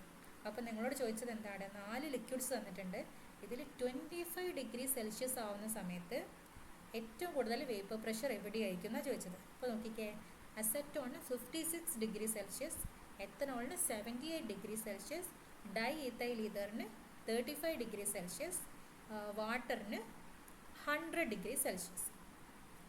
അപ്പോൾ ശ്രദ്ധിക്കുക, ഇപ്പോൾ നമ്മൾ 25 ഡിഗ്രി സെൽഷ്യസ് എന്ന് പറഞ്ഞതില്ലേ, നോക്കിക്കേ, അസറ്റോൺ ആണെങ്കിൽ, എത്തനോൾ ആണെങ്കിൽ, വാട്ടർ ആണെങ്കിൽ, ഇവരൊക്കെ ബോയിൽ ചെയ്തെത്തണമെങ്കിൽ ഇത്രയും ടെമ്പറേച്ചർ ആവണം അല്ലേ. ഈ ഒരു ടെമ്പറേച്ചറിലേക്ക് എത്തണം. പക്ഷേ 25 ഡിഗ്രി സെൽഷ്യസ് എത്തിക്കഴിയുന്ന സമയത്ത് ഈ ഡൈ ഈത്തൈൽ ഈത്തറിലുള്ള എല്ലാവരും എന്ത് ചെയ്തിട്ടുണ്ടാവും? വേപ്പർ ഫേസിലോട്ട് കൺവേർട്ട് ചെയ്തിട്ടുണ്ടാവും. അതായത് കാരണം എന്താ വെച്ചാൽ ഒന്നുമില്ല, അസറ്റോണിൻ്റെ കേസിലാണെങ്കിൽ, എത്തനോളിൻ്റെ കേസിൽ അല്ലെങ്കിൽ വാട്ടറിൻ്റെ കേസിലൊക്കെ ഈ ഹൈഡ്രജൻ ബോണ്ടിങ് പ്രസൻറ്റാണ്. പക്ഷേ ഡൈ ഈത്തൈൽ ഈതറിൻ്റെ കേസിൽ എന്തില്ല? ഹൈഡ്രജൻ ബോണ്ടിങ് ഇല്ല. അപ്പോൾ എന്ത് ചെയ്യും? ഈസി ആയിട്ട് കൺവേർട്ട് ചെയ്യും മോളിക്യൂൾസ് കേട്ടോ. നമ്മളൊരു കാര്യം ഓർത്ത് വെക്കുക, എന്താണെന്ന് വെച്ചാൽ vapour pressure is inversely related to boiling point. അപ്പോൾ വേപ്പർ പ്രഷർ എന്താണ്? ബോയിലിംഗ് പോയിന്റുമായിട്ട് ഇൻവേഴ്സ്ലി റിലേഷനാണ് വരുന്നത്. അപ്പോൾ a liquid with a lower boiling point has the higher vapour pressure. അപ്പോൾ ആർക്കാണോ കുറഞ്ഞ ബോയിലിംഗ് പോയിന്റ് അവർക്കായിരിക്കും ഹയർ വേപ്പർ പ്രഷർ ഉണ്ടാവുക. അപ്പോൾ ഡൈ ഈത്തൈൽ ഈതറിനാണ് ഏറ്റവും കുറഞ്ഞ ബോയിലിംഗ് പോയിന്റ്. അപ്പോൾ അതായിരിക്കും 25 ഡിഗ്രി സെൽഷ്യസിൽ ഏറ്റവും വേപ്പർ പ്രഷർ കാണിക്കുന്നുണ്ടാവും കേട്ടോ. ഈ റിലേഷൻ ഓർത്ത് വെച്ചാൽ മതി. ഇനി നെക്സ്റ്റ് ക്വസ്റ്റ്യൻ.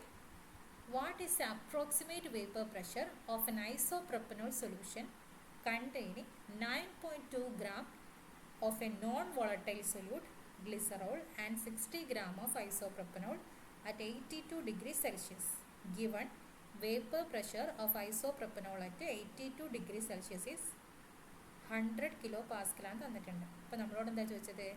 ഐസോപ്രൊപ്പനോൾ സൊല്യൂഷൻ്റെ വേപ്പർ പ്രഷർ കാണാൻ. ആ സൊല്യൂഷനിൽ ആരൊക്കെ ഉണ്ടെന്നാണ് പറഞ്ഞത്? 9.2 gram of non volatile solute ആയിട്ടുള്ള ഗ്ലിസറോൾ ഉണ്ട്, 60 ഗ്രാം ഐസോപ്രൊപ്പനോൾ ഉണ്ട്. അപ്പോൾ ഇത് രണ്ടും കൂടെ സൊല്യൂഷൻ ആയിട്ടുള്ളതാണ്. അതിൻ്റെ വേപ്പർ പ്രഷർ എന്താണെന്ന് ചോദിച്ചത്. അപ്പോൾ ആദ്യം ഒരു ഇക്വേഷൻ ഓർത്ത് വെക്കാം. Vapour pressure of solution Raoult's law പ്രകാരം വേപ്പർ പ്രഷർ ഓഫ് സൊല്യൂഷൻ കാണണമെന്നുണ്ടെങ്കിൽ this is equal to mole fraction of solvent. X എന്ന് പറഞ്ഞാൽ എന്താണ്? Mole fraction. അപ്പോൾ നമുക്കറിയാം ഈ സൊല്യൂഷനിൽ എന്തുണ്ട്? ഒരു സൊല്യൂട്ടും ഉണ്ട്, അതേപോലെ തന്നെ ഒരു സോൾവെൻറ്റും ഉണ്ട് അല്ലേ? സൊല്യൂട്ട് ആരാണ്? ഗ്ലിസറോളും, സോൾവെൻറ്റ് ഐസോപ്രൊപ്പനോളും. അപ്പോൾ നോക്കാം, മോൾ ഫ്രാക്ഷൻ ഓഫ് സോൾവെൻറ്റ്. നമുക്കറിയാം റോൾസ് ലോ പ്രകാരം ടോട്ടൽ പ്രഷർ അല്ലെങ്കിൽ vapour pressure of the solution എന്ന് പറഞ്ഞാൽ എന്തായിരിക്കും? മോൾ fraction of solute into vapour pressure of the pure solvent കേട്ടോ. ഈ P0 എന്ന് പറഞ്ഞാൽ പ്യുവർ ആയിട്ടുള്ള, അതായത് ഐസോപ്രൊപ്പനോളിൻ്റെ പ്യുവർ ആയിട്ടുള്ള വേപ്പർ പ്രഷർ എത്രയാണ് അതിനോട് മൾട്ടിപ്ലൈ ചെയ്യാം. അപ്പോൾ ആദ്യം നമുക്ക് മോൾ ഫ്രാക്ഷൻ കാണണം അല്ലേ? മോൾ ഫ്രാക്ഷൻ കാണാൻ അറിയില്ലേ? ആദ്യം മോളാർ മാസ് ഓഫ് ഗ്ലിസറോൾ എടുക്കുക, 92 ഗ്രാം ആണ്. മോളാർ മാസ് ഓഫ് ഐസോപ്രൊപ്പനോൾ അറിയാം, 60 ഗ്രാം ആണ്. ഇനി മോൾസ് എത്ര ഉണ്ടെന്ന് അറിയണം. അപ്പോൾ എത്രയാണ് നമുക്ക് തന്നത്? 9.2 ഗ്രാം മോൾ ഗ്ലിസറോൾ എടുത്തിട്ടുണ്ടെന്ന് പറഞ്ഞത്.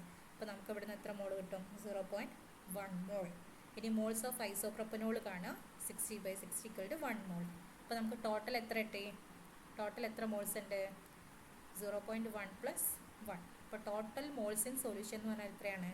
1.1 മോൾ. ഇനി ഓരോന്നിൻ്റെ മോൾ ഫ്രാക്ഷൻ കാണണമെങ്കിൽ എന്തായിരിക്കും? ഏതിൻ്റെയാണോ കാണുന്നത് അതേ ഡിവൈഡഡ് ബൈ ടോട്ടൽ. അപ്പോൾ നമുക്ക് ഐസോപ്രൊപ്പനോളിൻ്റെ കാണുന്നുണ്ടെങ്കിൽ 1/1.1. അപ്പോൾ നമ്മളോട് പറഞ്ഞത് എന്താണ്? ഇക്വേഷനിൽ റോൾസ് ലോയിൽ മോൾ ഫ്രാക്ഷൻ ഓഫ് സോൾവെൻറ്റ് ആരാണ് ഇവിടെ? ഐസോപ്രൊപ്പനോൾ അല്ലേ? അപ്പോൾ ഐസോപ്രൊപ്പനോളിൻ്റെ മോൾ ഫ്രാക്ഷൻ ആണ് കാണേണ്ടത്. എങ്ങനെയാണ് വരിക? 1/1.1. This is approximately equal to 0.91. Okay ആണോ? ഇനി നമുക്ക് കാണാം vapour pressure of the solution എന്ന് പറഞ്ഞാൽ എത്രയായിരിക്കും? 0.91 × 100 കിലോ പാസ്കൽ. ഇത് തന്നിട്ടുണ്ട് ക്വസ്റ്റ്യനിൽ. അങ്ങനെയാകുമ്പോൾ നമുക്ക് ആൻസർ എത്ര കിട്ടും? 91 കിലോ പാസ്കൽ കിട്ടും. ഇനി ശ്രദ്ധിക്കേണ്ടത്, നമുക്കറിയാം കൊളിഗേറ്റീവ് പ്രോപ്പർട്ടീസ് അറിയാം അല്ലേ? കൊളിഗേറ്റീവ് പ്രോപ്പർട്ടീസിൽ എന്താ പറയുന്നത്? നമ്മളൊരു നോൺ വോളട്ടൈൽ സൊല്യൂട്ടിന് ആഡ് ചെയ്യുന്ന സമയത്ത് അവിടെ എന്തൊക്കെ പ്രോപ്പർട്ടീസിൽ ചേഞ്ച് വരുന്നുണ്ട്. അപ്പോൾ ഒരു പ്രോപ്പർട്ടിയാണ് ഇത്, ലോവറിങ് ഓഫ് വേപ്പർ പ്രഷർ. ഇത്രയായിരുന്നു വേപ്പർ പ്രഷർ വേണ്ടത്. പക്ഷേ നമ്മളിവിടെ ആഡ് ചെയ്തത് എന്താണ്? ഒരു നോൺ വോളട്ടൈൽ സൊല്യൂട്ടാണ്. അപ്പോൾ ആ നോൺ വോളട്ടൈൽ സൊല്യൂട്ടിൻ്റെ പ്രസൻസ് കാരണം ഇവിടെ ഉണ്ടായിരുന്ന 91 കിലോ പാസ്കൽ ചിലപ്പോൾ അതേപോലെ ഉണ്ടാവില്ല. ഇവിടെ നിന്ന് എന്ത് ചെയ്യും? ലോവറിങ് ചെയ്യും. ലോവറിങ് ഓഫ് വേപ്പർ പ്രഷർ സംഭവിക്കും. അങ്ങനെയാണെങ്കിൽ നമുക്ക് തന്ന വാല്യൂസ് ഏതൊക്കെയാണ് ക്വസ്റ്റ്യനിൽ? ഓക്കെ, 81 ഉണ്ട്, 91 ഉണ്ട്, 101, 11. അപ്പോൾ 91 ചിലപ്പോൾ കിട്ടിയ ആൻസർ കിട്ടുമ്പോൾ എഴുതിയാൽ എന്തായിരിക്കും? അത് റോങ് ആയിരിക്കും. 91 അല്ല വേണ്ടത്. നമ്മൾ നോൺ വോളട്ടൈൽ സൊല്യൂട്ട് ആഡ് ചെയ്യുന്ന സമയത്ത് നമുക്ക് കിട്ടിയതിനേക്കാളും എന്തായിരിക്കും? വേപ്പർ പ്രഷർ കുറവായിരിക്കും. അങ്ങനെയുള്ള കേസിൽ നമ്മൾ ഏത് സെലക്ട് ചെയ്യണം? 81 കിലോ പാസ്കൽ. ഓക്കെ ആണോ? ഇനി എന്തെങ്കിലും കൺഫ്യൂഷൻ ഉണ്ടെങ്കിൽ പറഞ്ഞാൽ മതി കേട്ടോ. പേഴ്സണലി മെസ്സേജ് ചെയ്താൽ മതി. ശ്രദ്ധിക്കാം, നോക്കാം എങ്ങനെയാണെന്നുള്ളത്. എല്ലാ സ്റ്റെപ്പും എഴുതിയിട്ടുണ്ട്, ശ്രദ്ധിക്കാം കേട്ടോ. ഇനി an organic compound contains 69.77% carbon, 11.63% hydrogen, 18.6% oxygen. Its molecular formula കാണാനാണ് പറഞ്ഞത്.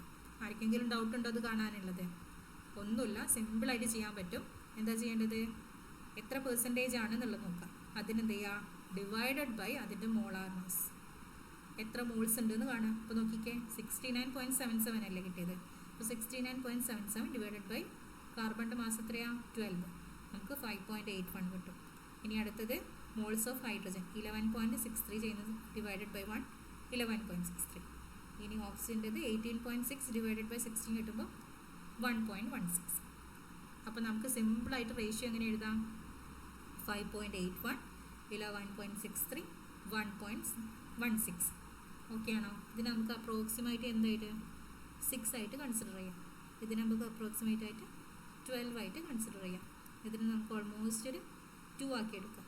അങ്ങനെയാണെങ്കിൽ നമുക്ക് ഉണ്ടാക്കാൻ പറ്റുന്ന എംപെരിക്കൽ ഫോർമുല ഏതാണ്? C6H12O2. ഇതാണ് C6H12O2. നമ്മളോട് ചോദിച്ചത് എന്താണ്? Number of carbon atoms per molecule എന്നാണ് ചോദിച്ചത്. എത്ര കാർബൺ ആറ്റംസ് ഉണ്ട്? C6 അല്ലേ പറഞ്ഞത്. അപ്പം C6. കൺഫ്യൂഷൻ ഒന്നുമില്ലല്ലോ. ഓക്കെ, ഇനി next question. The ratio of the velocity of hydrogen molecule to that of oxygen molecule under ideal condition എന്നാണ് ചോദിച്ചത്. അപ്പോൾ ശ്രദ്ധിക്കുക. അപ്പോൾ നമുക്കറിയാം ഒരു ഇക്വേഷൻ എന്താണ്? വെലോസിറ്റി ഓഫ് ഹൈഡ്രജൻ എന്ന് പറഞ്ഞാൽ, അല്ലെങ്കിൽ velocity of any molecule is proportional അല്ലെങ്കിൽ inversely proportional to its square root of their molar masses. Square root of their molar mass. അതായത് വി എന്ന് പറഞ്ഞാൽ എന്താണ്? വെലോസിറ്റി എന്ന് പറഞ്ഞാൽ റൂട്ട് ഓഫ് 1/m എന്നാണ് വരും. ക്ലിയർ ആണോ? Root of 1/m. അതായത് മോളാർ മാസിന് inverse, square root of the molar മാസിന് ഇൻവേഴ്സ്ലി പ്രൊപ്പോർഷണൽ ആണ്. അപ്പോൾ നോക്കിക്കുക, നമുക്ക് ഹൈഡ്രജൻ്റെതും ഓക്സിജൻ്റെതും ആണ് കാണേണ്ടത്. അപ്പോൾ നോക്കുക, V of H2 divided by V of O2 inversely അല്ലേ. അപ്പോൾ എന്ത് ചെയ്യും? താഴെയുള്ള ആളത് MO2 മേലോട്ടേക്ക് വരും, മേലുള്ള ആളത് താഴോട്ടേക്ക് വരും.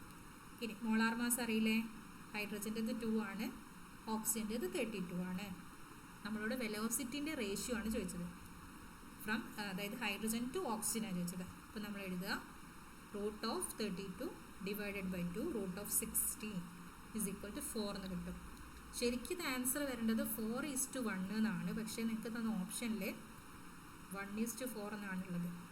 ശ്രദ്ധിക്കണേ, ഓപ്ഷനിൽ 4:1 എന്നാണ് ആസ് പെർ ദ ക്വസ്റ്റ്യൻ വേണ്ടത്. കാരണം നോക്കിക്കേ, velocity of the hydrogen molecule to that of the oxygen എന്നാണ് ചോദിച്ചത് അല്ലേ. അപ്പോൾ എങ്ങനെയാണ് വേണ്ടത്? കറക്റ്റാണ് നമ്മൾ ചെയ്തത്.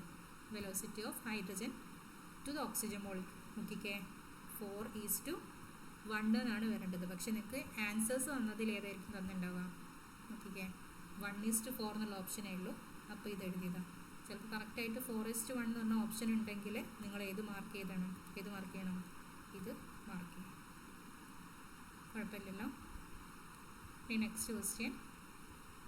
In the following reaction P4 plus 6Cl2 gives 4PCl3. Equilibrium is established by adding equal moles of P4 and Cl2, therefore at equilibrium. ശ്രദ്ധിക്കാം. ഇപ്പോൾ നമ്മൾ റിയാക്ഷൻ നടക്കുന്ന സമയത്ത് ഒരു ഇക്വിലിബ്രിയം ഉണ്ടാവും അല്ലേ. അപ്പോൾ നോക്കിക്കേ, ആദ്യത്തെ കേസിൽ ഇക്വിലിബ്രിയം എങ്ങനെയായിരുന്നു? By adding equal moles of P4ഉം Cl2 ആയിരിക്കും. ഓക്കെ, ഇനി നമ്മൾ പുതിയൊരു ഇക്വിലിബ്രിയം ഉണ്ടാക്കുന്ന സമയത്ത് നോക്കിക്കേ, ഇവിടെ ഒരു മോളുണ്ട്, ഇവിടെ 6 മോളുണ്ട്. അപ്പോൾ ഇവിടെ ടോട്ടൽ മോൾസ് എത്രയായി? 7 മോൾസ് ആയി അല്ലേ. 7 മോൾസ്. ഇവിടെയോ 4 മോൾസ്. ക്ലിയർ ആണോ? ഇനി അറിയാൻ നമുക്കൊരു ഇക്വിലിബ്രിയം നമ്മൾ ഡിസ്ട്രപ്റ്റ് ചെയ്ത് കഴിഞ്ഞാൽ എന്ത് ചെയ്യും? സിസ്റ്റം എന്തിനു വേണ്ടി ശ്രമിക്കും? അടുത്തൊരു ഇക്വിലിബ്രിയം ഉണ്ടാക്കാൻ വേണ്ടി ശ്രമിക്കും. അപ്പോൾ നോക്കിക്കേ, is equilibrium established by adding equal moles of P4ഉം Cl2 ആഡ് ചെയ്തു. ഇനി therefore at equilibrium എത്തുന്ന സമയത്ത് എന്താ സംഭവിക്കുക? നോക്കിക്കേ, ഇവിടെ 7 മോളിക്യൂൾസും ഇവിടെ 4 മോൾസും ഉള്ളത്. അപ്പോൾ നോക്കിക്കേ, ഇവിടെ നിന്ന് എങ്ങോട്ടേക്കാണ് വരിക? ഈ റിയാക്ഷൻ ഫോർവേഡിലോട്ട് വരും. കാരണം നമ്പർ ഓഫ് മോൾസിനെ കുറയ്ക്കാൻ വേണ്ടി ശ്രമിക്കും. ഇവിടെ 7 മോൾസും ഇവിടെ 4 മോൾസും അല്ലേ ഉള്ളത്. അപ്പോൾ ഈ 7 മോൾസിനെ കുറയ്ക്കാൻ വേണ്ടിയിട്ടാണ് ശ്രമിക്കുക. അപ്പോൾ റിയാക്ഷൻ എങ്ങോട്ടേക്ക് വരും? ഈ ഫോർവേഡ് കേസിലേക്ക് വരും. അങ്ങനെ വരുന്ന കേസിൽ PCl3ൻ്റെ കോൺസെൻട്രേഷൻ എന്ത് ചെയ്യും? കൂടും ആസ് കമ്പയർ ടു P4ഉം 6Cl2. അപ്പോൾ നോക്കിക്കേ, റിയാക്ഷൻ ഫോർവേഡ് വരുന്ന സമയത്ത് PCl3ൻ്റെ കോൺസെൻട്രേഷൻ കൂടും. അപ്പോൾ നോക്കിക്കേ, ഇവിടെ അങ്ങനെ പറയുന്നത് PCl3 is greater than P4. Okay ആണോ? At equilibrium P4 and Cl2 are reactants and PCl3 is the product. More PCl3 will be formed at equilibrium. Reason എന്താണ്? ഒരു സൈഡിൽ 7 മോൾസും മറ്റേ സൈഡിൽ 4 മോൾസും ഉള്ളത്. അപ്പോൾ ഈ നമ്പർ ഓഫ് മോൾസിനെ കുറയ്ക്കാൻ വേണ്ടിയിട്ടാണ് ശ്രമിക്കുക.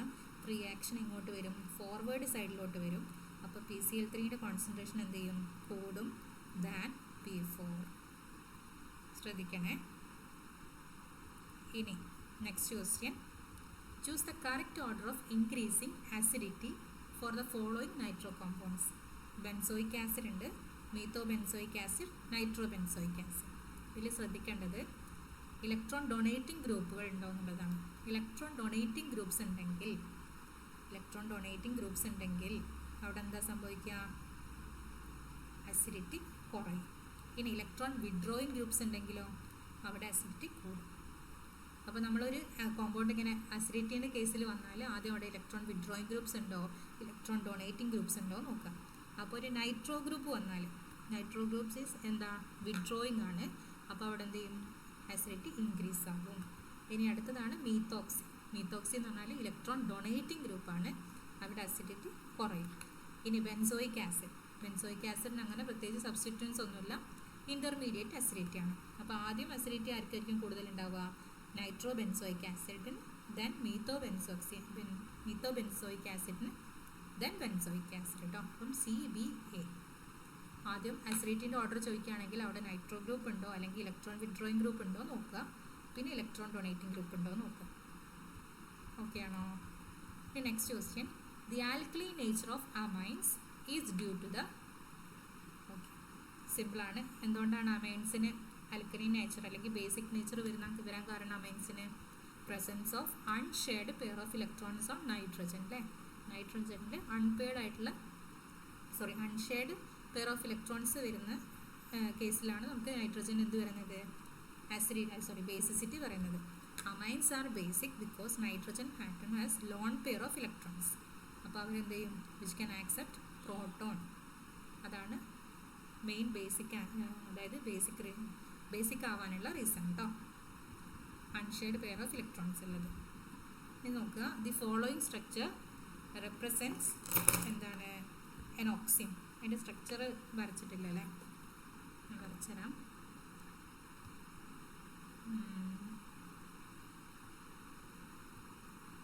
OH, ഇവര് നൈട്രജൻ പാർട്ട്,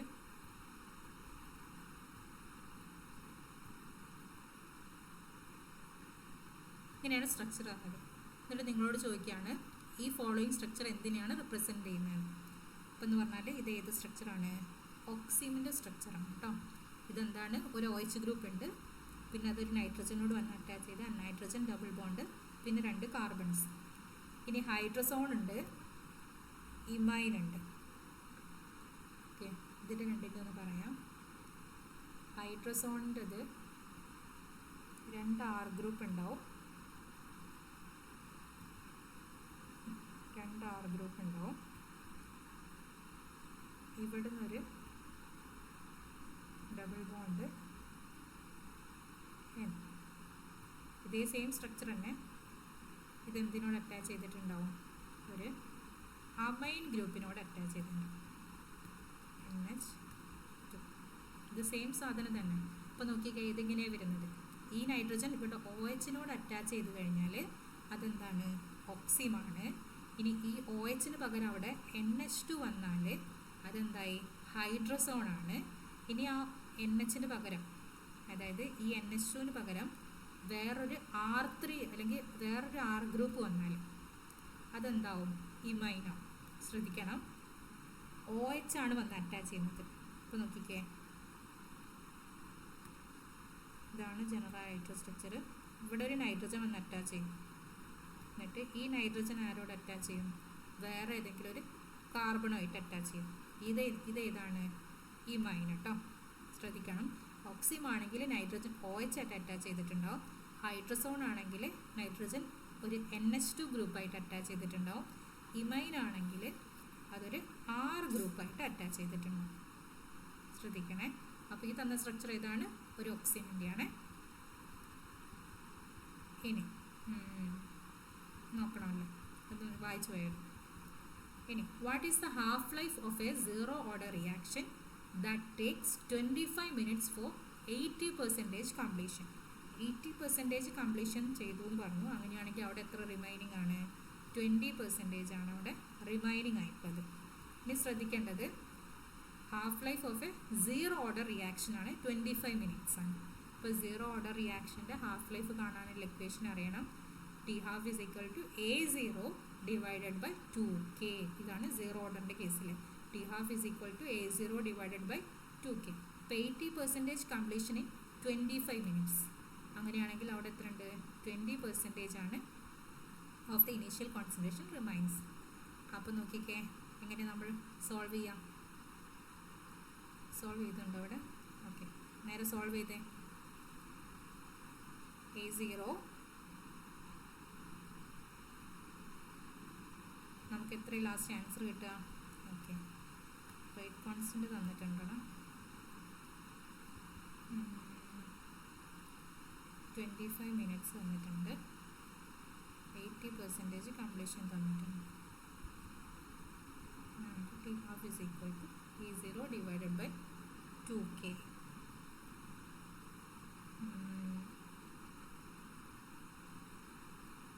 Kൻ്റെ വാല്യൂ കണ്ടുപിടിക്കേണ്ടി വരും. ഓക്കെ, Kൻ്റെ വാല്യൂ ആദ്യം കാണണം, എന്നിട്ട് വേണം T12 കമ്പ്യൂട്ട് ചെയ്യാൻ. ക്ലിയർ ആണോ? ആദ്യം Kൻ്റെ വാല്യൂ കാണണം കേട്ടോ. Kൻ്റെ വാല്യൂ നമ്മൾ കഴിഞ്ഞ ക്ലാസ്സിൽ ഡിസ്കസ് ചെയ്തതാണ്, ഫുള്ള് തന്നതല്ല ഞാൻ. സീറോ ഓർഡറിൻ്റെ കേസിൽ Kൻ്റെ വാല്യൂ കാണും. അത് കഴിഞ്ഞിട്ട് ആ Kൻ്റെ വാല്യൂ കിട്ടിക്കഴിഞ്ഞാൽ പുട്ട് ചെയ്യുക. നമുക്ക് ഏത് ആൻസർ വരും? 937.50 സെക്കൻഡ് എന്നുള്ളത് വരും. വേറെ ഒന്നുമില്ല കേട്ടോ. T12ൻ്റെ ഇക്വേഷൻ പഠിച്ചു വെക്കുക, നേരെ K സബ്സ്റ്റിറ്റ്യൂട്ട് ചെയ്യാം. ഇനി അടുത്ത് നോക്കിക്കുക, രണ്ട് സ്റ്റേറ്റ്മെൻറ്റ് തന്നിട്ടുണ്ട്. The boiling points of paranitrophenol is higher than orthonitrophenol. ഇനി വേറൊരു സ്റ്റേറ്റ്മെൻറ്റ് തന്നിട്ടുണ്ട്. Alcohols are less acidic than phenols. അപ്പോൾ നിങ്ങളോട് ചോദിക്കുകയാണ് ഇതിലേതോ സ്റ്റേറ്റ്മെൻറ്റാണ് റൈറ്റ് ആയിട്ടുള്ളത്, ഏത് സ്റ്റേറ്റ്മെൻറ്റാണ് ഇൻകറക്റ്റ് ആയിട്ടുള്ളത് എന്നുള്ളത്. അപ്പോൾ നമ്മുടെ ഫസ്റ്റ് സ്റ്റേറ്റ്മെൻറ്റ് വന്നത് പാരാനൈട്രോഫിനോളിൽ ബോയിലിംഗ് പോയിൻറ്റ് കൂടുതലാണ് ദാൻ ദ ഓർത്തോനൈട്രോഫിനോൾ. ഇത് ശ്രദ്ധിക്കുക. സ്റ്റേറ്റ്മെൻറ്റ് 1 കറക്റ്റാണ്. റീസൺ എന്ന് പറഞ്ഞാൽ പാരാനൈട്രോഫിനോളിൽ നമ്മളവിടെ ഇൻ്റർമോളിക്കുലർ ഹൈഡ്രജൻ ബോണ്ടിങ് ആണ് കാണുന്നത്. അതായത് ഡിഫറെൻറ്റ് മോളിക്യൂൾസ് ആയിട്ട് അവിടെ ഹൈഡ്രജൻ ബോണ്ടിങ് വരുന്നുണ്ട്. ഇനി ഓർത്തോനൈട്രോഫിനോളിൻ്റെ കേസിലാണെങ്കിൽ അവിടെ ഇൻട്രാമോളിക്കുലറാണ്, അതായത് വിത്തിൻ ദ മോളിക്യൂൾ തന്നെയാണ് എന്ത് വരുന്നത്, ഹൈഡ്രജൻ ബോണ്ടിങ് വരുന്നത്. ഇൻ്റർമോളിക്കുലർ ആണോ ഇൻട്രാമോളിക്കുലർ ആണോ കൂടുതൽ സ്ട്രോങ് എന്ന് വെച്ചാൽ ഇൻ്റർമോളിക്കുലർ ആണ് സ്ട്രോങ്. അപ്പോൾ എവിടെയാണോ സ്ട്രോങ് വരുന്നത് അവിടെ ആയിരിക്കും ബോയിലിംഗ് പോയിൻറ്റ് കൂടുതൽ. അപ്പം പാരാനൈട്രോഫിനോളിനായിരിക്കും ബോയിലിംഗ് പോയിൻറ്റ് കൂടുതൽ ഉണ്ടാവുക. ഇനി second one, alcohols are less acidic than phenols. ആ ഓപ്ഷനും ആ സ്റ്റേറ്റ്മെൻറ്റും റൈറ്റ് ആണ്. കാരണം ഫിനോൾസിൻ്റെ കേസിൽ അവരെന്ത് ചെയ്യും, ഫിനോക്സൈഡ് അയോണായിട്ട് മാറും, എന്നിട്ട് അവിടെ റെസൊണൻസ് സ്റ്റെബിലൈസേഷൻ പോസിബിളാണ്. ആൽക്കഹോളിൻ്റെ കേസിൽ അങ്ങനെയല്ല. ഫിനോൾസിൻ്റെ കേസിൽ അവരെന്ത് ചെയ്യും, അതിൻ്റെ H+ പെട്ടെന്ന് റിമൂവ് ചെയ്തിട്ട് ഫിനോക്സൈഡ് അയോണായിട്ട് മാറും. ആ ഫിനോക്സൈഡ് അയോൺ എന്ന് പറഞ്ഞാൽ എന്തായിരിക്കും, ഹൈലി റെസൊണൻസ് സ്റ്റെബിലൈസർ ആയിട്ടുള്ള സ്ട്രക്ചറാണ്. ഓക്കെ, അപ്പോൾ അതിനെന്തായിരിക്കും, കുറച്ചുകൂടെ ഈസി ആയിട്ട് അതിൻ്റെ പ്രോട്ടോണിന് റിമൂവ് ചെയ്യാൻ പറ്റും. അങ്ങനെ എന്താവും, മോർ ആസിഡിക് ദാൻ ആൽക്കഹോൾസ്. അപ്പോൾ രണ്ട് സ്റ്റേറ്റ്മെൻറ്റ് എന്താണ്, കറക്റ്റായിട്ടാണ് തന്നത്. എന്തൊക്കെയാണ് പറഞ്ഞത്, പാരാനൈട്രോഫിനോളിന് ഓർത്തോനൈട്രോഫിനോളിനേക്കാളും ബോയിലിംഗ് പോയിൻറ്റ് കൂടുതലാണ്. കറക്റ്റാണ്. റീസൺ എന്താണ്, പാരാനൈട്രോഫിനോളിൻ്റെ കേസിൽ ഇൻ്റർമോളിക്കുലർ ഹൈഡ്രജൻ ബോണ്ടിങ് ആണ്, ഓർത്തോനൈട്രോഫിനോളിൻ്റെ കേസിൽ ഇൻട്രാമോളിക്കുലർ ഹൈഡ്രജൻ ബോണ്ടിങ് ആണ്. ഇനി അടുത്തത് പറഞ്ഞത് ആൽക്കഹോൾസ് ലെസ് ആസിഡിക് ആണ് ദാൻ ഫിനോൾസ്. റീസൺ എന്താണ്, ഫിനോൾസിൻ്റെ കേസിൽ അവർ H റിമൂവ് ചെയ്തിട്ട് ഫിനോക്സൈഡ് അയോൺ ആയിട്ട് മാറുന്നു. ആ ഫിനോക്സൈഡ് അയോൺ എന്ന് പറഞ്ഞാൽ highly resonance stabilised സ്ട്രക്ചറാണ്.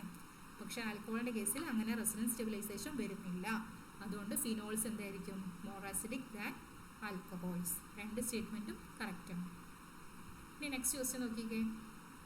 In Michaelis Menten kinetics, what value of S as a fraction of K is required to obtain velocity equal to 80% of V?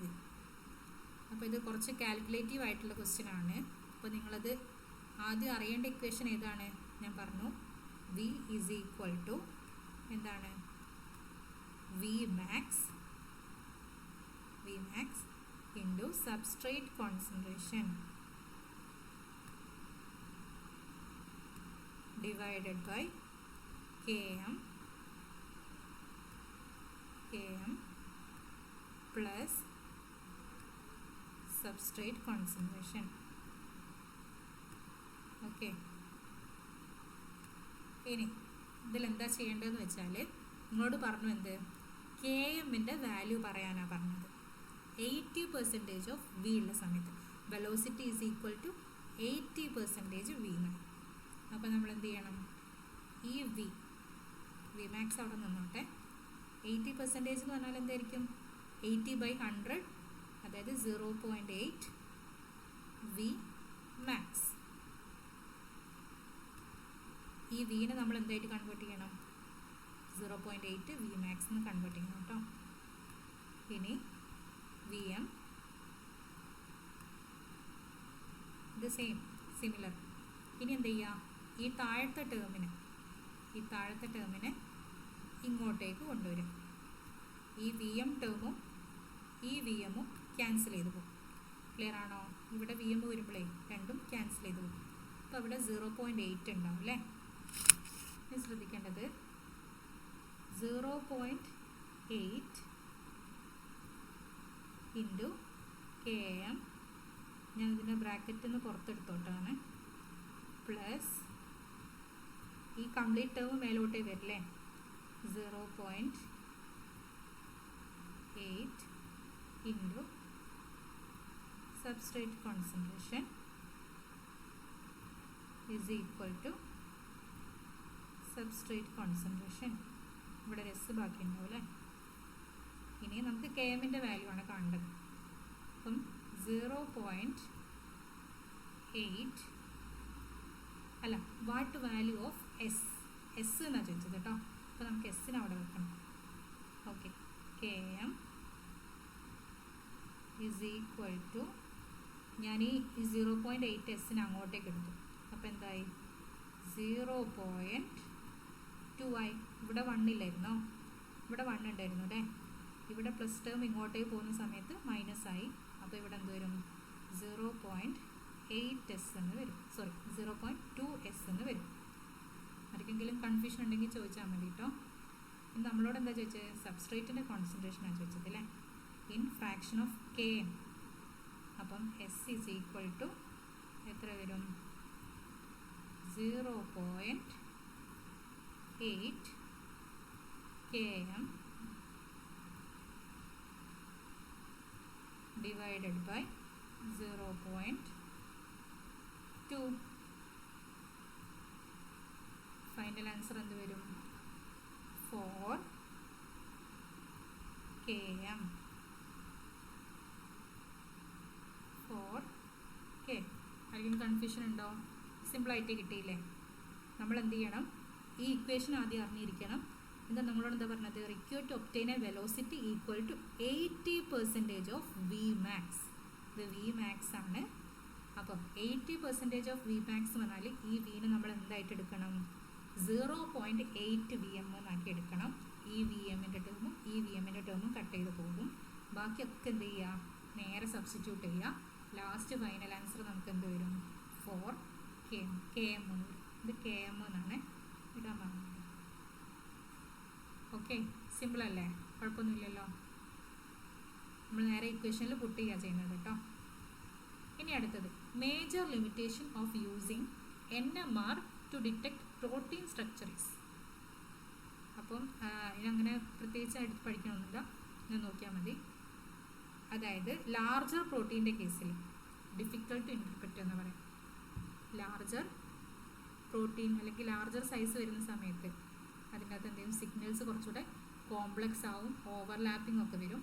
അപ്പോൾ എന്തായിരിക്കും? Data interpretation എന്ന് പറഞ്ഞാൽ എന്തായിരിക്കും? ചലഞ്ചിങ് ആയിരിക്കും in case of large proteins. Okay, just ഒരു statement പോലെ പഠിച്ചു വെക്കുക. ഇനി നെക്സ്റ്റ് ക്വസ്റ്റ്യൻ.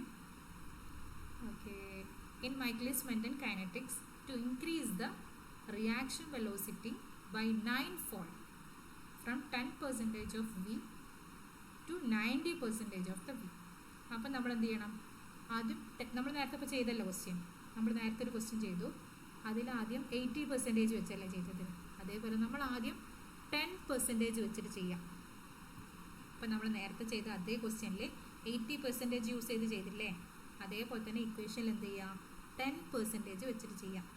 ഈ 10% വെച്ച് ചെയ്യുന്ന സമയത്ത് ആദ്യത്തെ കേസിൽ നമുക്ക് എന്ത് ചെയ്യും? എസിൻ്റെ കോൺസെൻട്രേഷൻ സിമ്പിളായിട്ട് പറഞ്ഞാൽ നിങ്ങൾ അതേപോലെ ചെയ്താൽ മതി കേട്ടോ. നേരത്തെ 80% യൂസ് ചെയ്ത് അതേപോലെ ചെയ്യാം 10% വെച്ചിട്ട്. അപ്പോൾ നമുക്ക് എന്ത് കിട്ടും? കെ എമ്മിൻ്റെ വാല്യൂ km ഡിവൈഡഡ് ബൈ 9 എന്ന് കിട്ടും. ഓക്കെ ആണോ? ഇങ്ങനെ കിട്ടും. ഇനി അത് അടുത്തത് 90% വെച്ചിട്ട് ചെയ്യാം. 90% വെച്ച് ചെയ്യാം. ആ കേസിൽ സബ്സ്ട്രേറ്റിൻ്റെ കോൺസെൻട്രേഷൻ. ഇത് ഞാൻ ഫസ്റ്റ് കേസാക്കി എടുത്തു, ഇത് ഞാൻ സെക്കൻഡ് കേസാക്കി എടുത്തു. ഈ കേസിൽ എനിക്ക് എന്ത് കിട്ടും? 9 km എന്ന് കിട്ടും. നിങ്ങൾ അതേപോലെ ചെയ്ത് നോക്കിയാൽ മതി കേട്ടോ. 9 km എന്ന് കിട്ടും. ഇനി ഇതിനെ രണ്ടിനും കൂടെ ഡിവൈഡ് ചെയ്താലോ? രണ്ടിനും കൂടെ ഡിവൈഡ് ചെയ്താൽ kmൻ്റെ വാല്യൂം പോയി, kmൻ്റെ വാല്യൂം പോയി. ഇസ് ഈക്വൽ ടു മേലൊരു 9 ഉണ്ട് അല്ലേ? ഓക്കെ, താഴോട്ട് വരും 1/9 into 9, that is equal to 1 divided by 81 എന്ന് കിട്ടും. ക്ലിയർ ആണോ? നമ്മളോട് ചോദിച്ചത് എന്താണ്? ഫ്രം 10% to 90% എന്ന്. അപ്പോൾ ഞാൻ ആദ്യം എഴുതിയത് 10%, അതുകൊണ്ടാണ് 81 നമുക്ക് താഴെ വന്നത്. പക്ഷെ ഇത് നേരെ തിരിച്ചാണ് വേണ്ടത്, നമുക്ക് നേരെ തിരിച്ചാണ് വേണ്ടത്. അതായത് 90 to 10 എന്നാണ് നമ്മൾ ചെയ്യുന്ന സമയത്ത് കാണുന്നത്. അപ്പോൾ S2/S1 ആണ് ചെയ്യേണ്ടത് കേട്ടോ. S2/S1 ചെയ്യുന്ന സമയത്ത് നമുക്ക് എത്ര കിട്ടും? 81 fold എന്ന് കിട്ടും. നമ്മളൊരു ക്വസ്റ്റ്യൻ ചോദിച്ചത് to increase the reaction velocity by 9 fold from 10% of V to 90% of V, the substrate concentration has to increased by എന്നാണ് ചോദിച്ചത്. അപ്പോൾ ആദ്യം ഞാൻ പറഞ്ഞു എന്ത്? 10% വെച്ചിട്ട് ആദ്യം എന്ത് കാണുക? S1ൻ്റെ വാല്യൂ കാണുക. ക്ലിയർ ആണോ? അത് കഴിഞ്ഞിട്ട് 90% വെച്ചിട്ട് S2ൻ്റെ കോൺസെൻട്രേഷൻ കാണുക.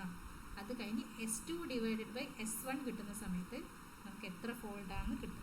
എത്രയായിരിക്കും കിട്ടുക? 81. ആർക്കെങ്കിലും കൺഫ്യൂഷൻ ഉണ്ടെങ്കിൽ ചോദിക്കണം കേട്ടോ. അപ്പം ഇതിൽ ഞാൻ അങ്ങനെ ടൈപ്പ് ചെയ്തിട്ടേ ഉള്ളൂ. ഫൈനൽ ആൻസർ എത്ര കിട്ടും? 81 കേട്ടോ.